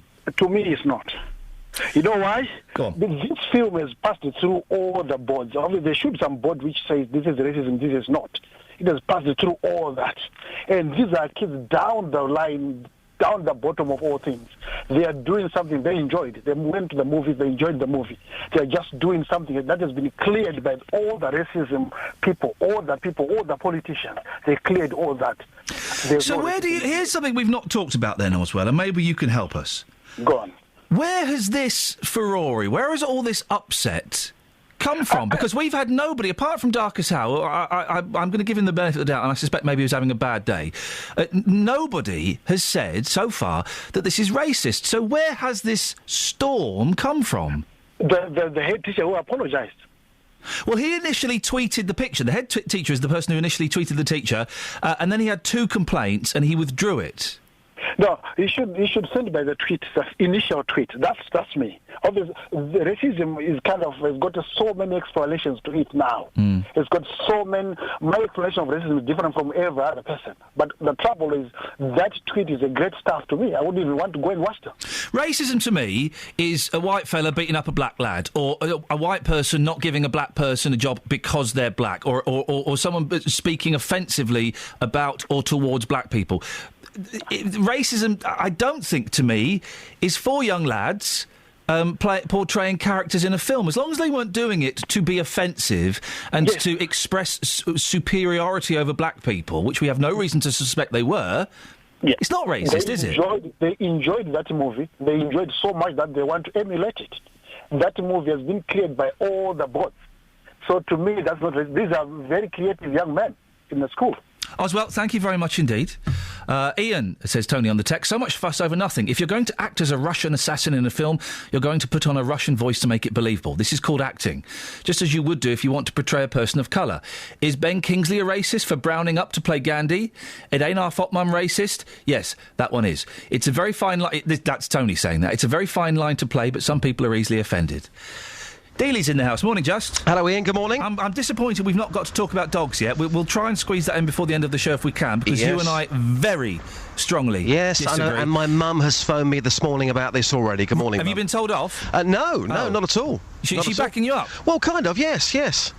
Can we talk about that later? We will talk about it later, because it's just you and your mum on your own. Now, we're talking about the blacking up story. Yep. You did a piece earlier on where you spoke to members of the black community, and I don't think there was one, was there, that was offended by it? No, they couldn't see it at all. They thought it was just fun. This story, of course, all about Aylesbury. I'm in Hatfield this morning, the home of our big tour. Yep. Yes, it's not Aylesbury, but of course the debate still stands. Is it racist or is it just fun? The tone has changed slightly in the last 30 minutes or so. Again, I have been talking to black members of the community here in Hatfield. Here's what's been said. So, madam, you've heard the facts about the story. The question is it racist or just a bit of fun? How do you see it? I think it depends on the context. It definitely depends on the context. If they are 3 young guys who are members of the BNP, then it could be taken as an offensive act. If not, 3 young guys just having a bit of fun and their intention was just for a bit of fun, then no, it's not a racist act. And how would you feel if you went to a party and suddenly 3 people walked in and they were blacked up? As a black member of the community, how would that make you feel, do you think? I think, as I said, it would depend on the context in which it was done. So if they're not members of the BNP, it's just a bit of fun? No, that's not what I was saying. That's taken out of context. I'm just saying it will depend on the people that are involved. Well, here's Johnny, who's originally from Jamaica, now living in Hatfield. Cool runnings, of course, about the Jamaican bobsleigh team. You've heard about this story. Yeah. These three young white boys blacking up. Do you think that's racist? No, man, that are not racist. You know, that a comedy. You know, say, you have comedy where people kinda, make fun. Make people kinda laugh. So it's kinda show, innit? So me not see it as racist. So me don't know why people have to put it on racist. Category. That are not racist. Are you sick of people that keep on bringing up the racism argument when, in actual fact, there's not a lot there? Yeah, because, I come from Brixton. Originally, that's where me come from and come a Hatfield, yeah? Right, me set up a business here in Hatfield, yeah? Yeah. And me tell you, say, me no get no racist comment nowhere yet, right? Nobody comment and say to me, oh, you this, you that, yeah? So, sometimes I think, sometimes we just hype up the racism too much, Because I think right now everything kind of level, where people don't have to put back that racism thing, and move on because, even in our black society, right? Among we sometimes when a white person come to we, in the ghetto ends. Sometimes we just look and say, oh, yo, the people say, yo, white boy. And the white boy will be saying, yo, you black boy. It's just fun. We just fun. Yeah, absolutely. You've got a great attitude. As great as Hatfield is, I'm sure you missed the beach in Jamaica. Thank you very much indeed for your time. Have a good weekend. Yeah, man. Respect, boss, yeah? Sir, we're asking the question this morning, is it racist or just a bit of fun? What do you think? Racist. Tell me why you think it's racist. Well, as I say, if you're white, you're white. If you're black, you're black. You shouldn't sort of paint yourself up to be something you're not. When it was a film-themed leaving do, they were just playing the roles of three men out of the film Cool Runnings. Yeah. OK, well, that's my views. If you're one, you're not the other, OK? Thank you very much. Okay. That was uncomfortable, Justin, right at the end there. It was, but again, he just wanted to make the point that if you're white, you're white, and you're black, you're black. You shouldn't be...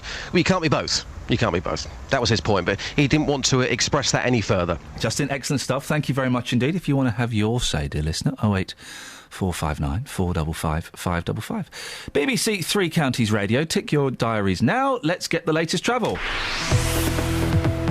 Travel news for beds, cards and bugs. BBC Three Counties Radio. Well, it's not too bad at all across the three counties, just usual congestion really into Dunstable on the A5. It's busy also on the A1 southbound at the Black Cat roundabout, although easing all the time actually looking at the speed sensors. Busy on the A1 down into Mill Hill Circus in London, the A10 slow past Cheshunt, and then it's very busy down through Enfield into London on the A10 this morning. The A40 slow into London approaching the Polish War Memorial because of an accident. There's a partial blockage of the A40, at least one lane's closed. That's the cause of the queue. Back to the M25, and the situation on the Shillington Road in Shillington, that is still part blocks at Marquis Hill because of a breakdown. 20-minute delays possible on London Midland and Virgin trains to Rugby this morning because of signalling problems. James Woolley, BBC Three Counties Radio. James, thank you very much. It's 8:47. It's Friday, the 16th of May. I'm Iain Lee. These are your headlines on BBC Three Counties Radio. The head of Aylesbury Grammar School has apologised after a picture of three of its students blacked up and dressed as the Jamaican bobsleigh team appeared on Twitter. The M11 has reopened this morning on the Hertfordshire-Essex border after yesterday's crash in which 2 people died. And a new scheme is being launched to alert teachers to the thousands of children who provide care for family members. Central Bedfordshire Council is one of the first local authorities in England to implement the Young Carers in Schools programme. In the last 10 minutes of the show, well, it's your phone calls, but before that, let's get the weather with Sarah. Beds, Hearts and Bucks weather. BBC Three Counties Radio. Thanks very much indeed. Hello, good morning to you. A beautiful day in prospect. Fine with good sunny spells. Some cloud bubbling up as we go through the afternoon. Shouldn't spoil things though, and we might get a smidge higher than we did yesterday. Yesterday's top temperature across the three counties was typically 19 Celsius. 1 or 2 spots just nudged up near 20 degrees. Today we're looking at 20 to 21 Celsius and staying dry and fine through the weekend too. Looking really rather pleasant. Light winds, good spells of sunshine, also some fair weather cloud for both days this weekend. Probably better in the way of sunshine for Sunday afternoon. The temperatures sneaking up, 21 or 22 Celsius for tomorrow and for Sunday too. And we stay settled into the new working week, not until Tuesday will we start to see something of a breakdown where we have some rain and showers moving towards us. But Monday too, staying dry. So a fine weekend ahead for the three counties. Yeah, man, respect, boss, yeah? Every weekday from 3, Roberto Perrone. You told 580 gags in 1 hour. Can I test you for 1 minute? I spent the whole year trying to get into classical music. It took the 4 seasons. Weekdays from 3. We heard from Neil earlier on. He claims he was discriminated against and asked to leave a pub because he injected himself in public in full view. Insulin keeps my son alive, OK? If he doesn't inject, he'll die. Roberto Perrone. And I just thank you for the services that you do on here to help people like myself. Weekdays from 3 on BBC Three Counties Radio. Across beds, hearts and bucks. This is Iain Lee. BBC Three Counties Radio.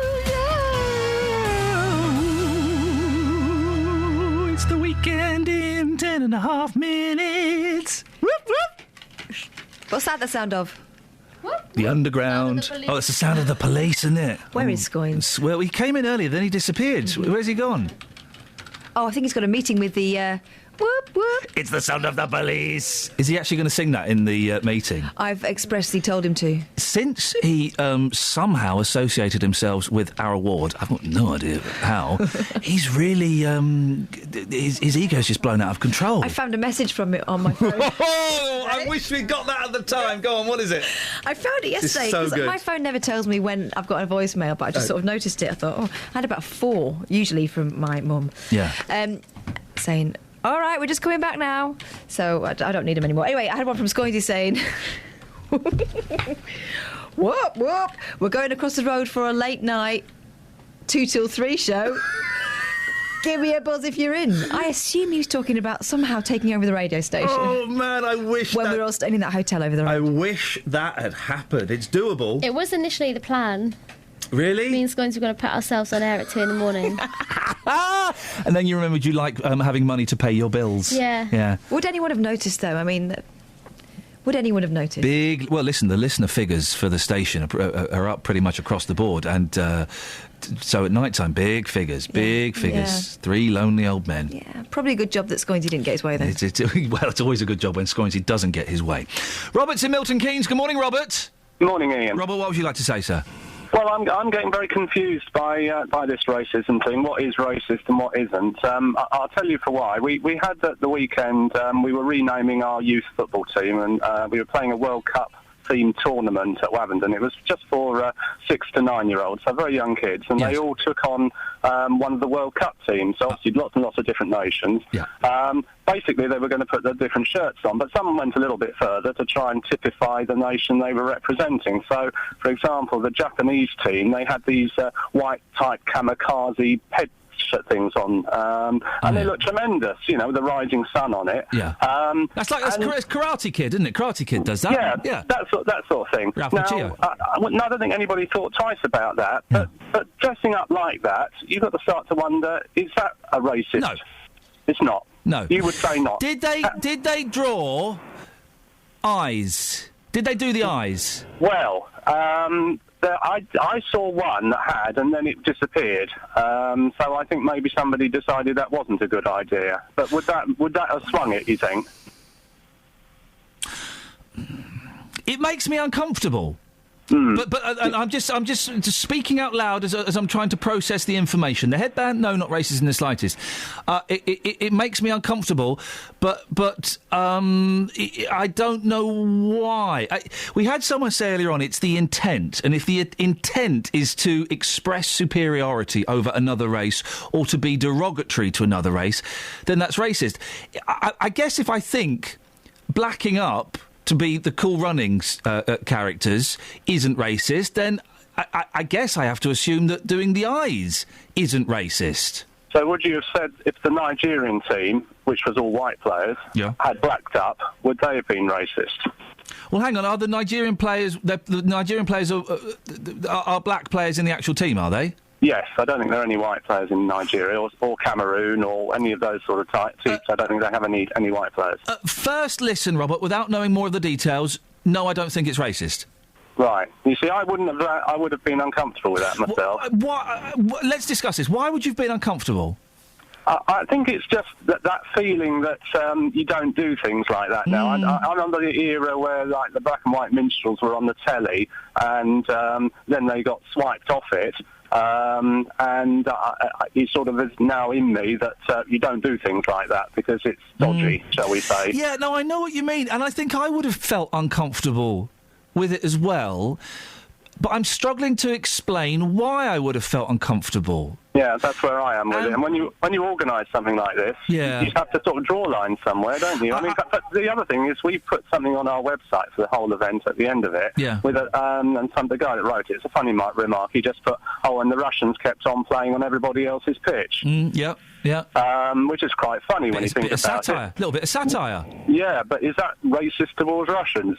Are we allowed to say that about Russians? Well, it could be seen as, if that popped up in Private Eye, that would be applauded as a very witty, satirical comment on the state of Russian politics at the moment. I guess this was a public event, was it, Robert? That people were invited to attend. There were over 1,000 people there. Perhaps that makes it slightly different in that you, if it's a private party and people are coming blacked up and the intent is not to be offensive.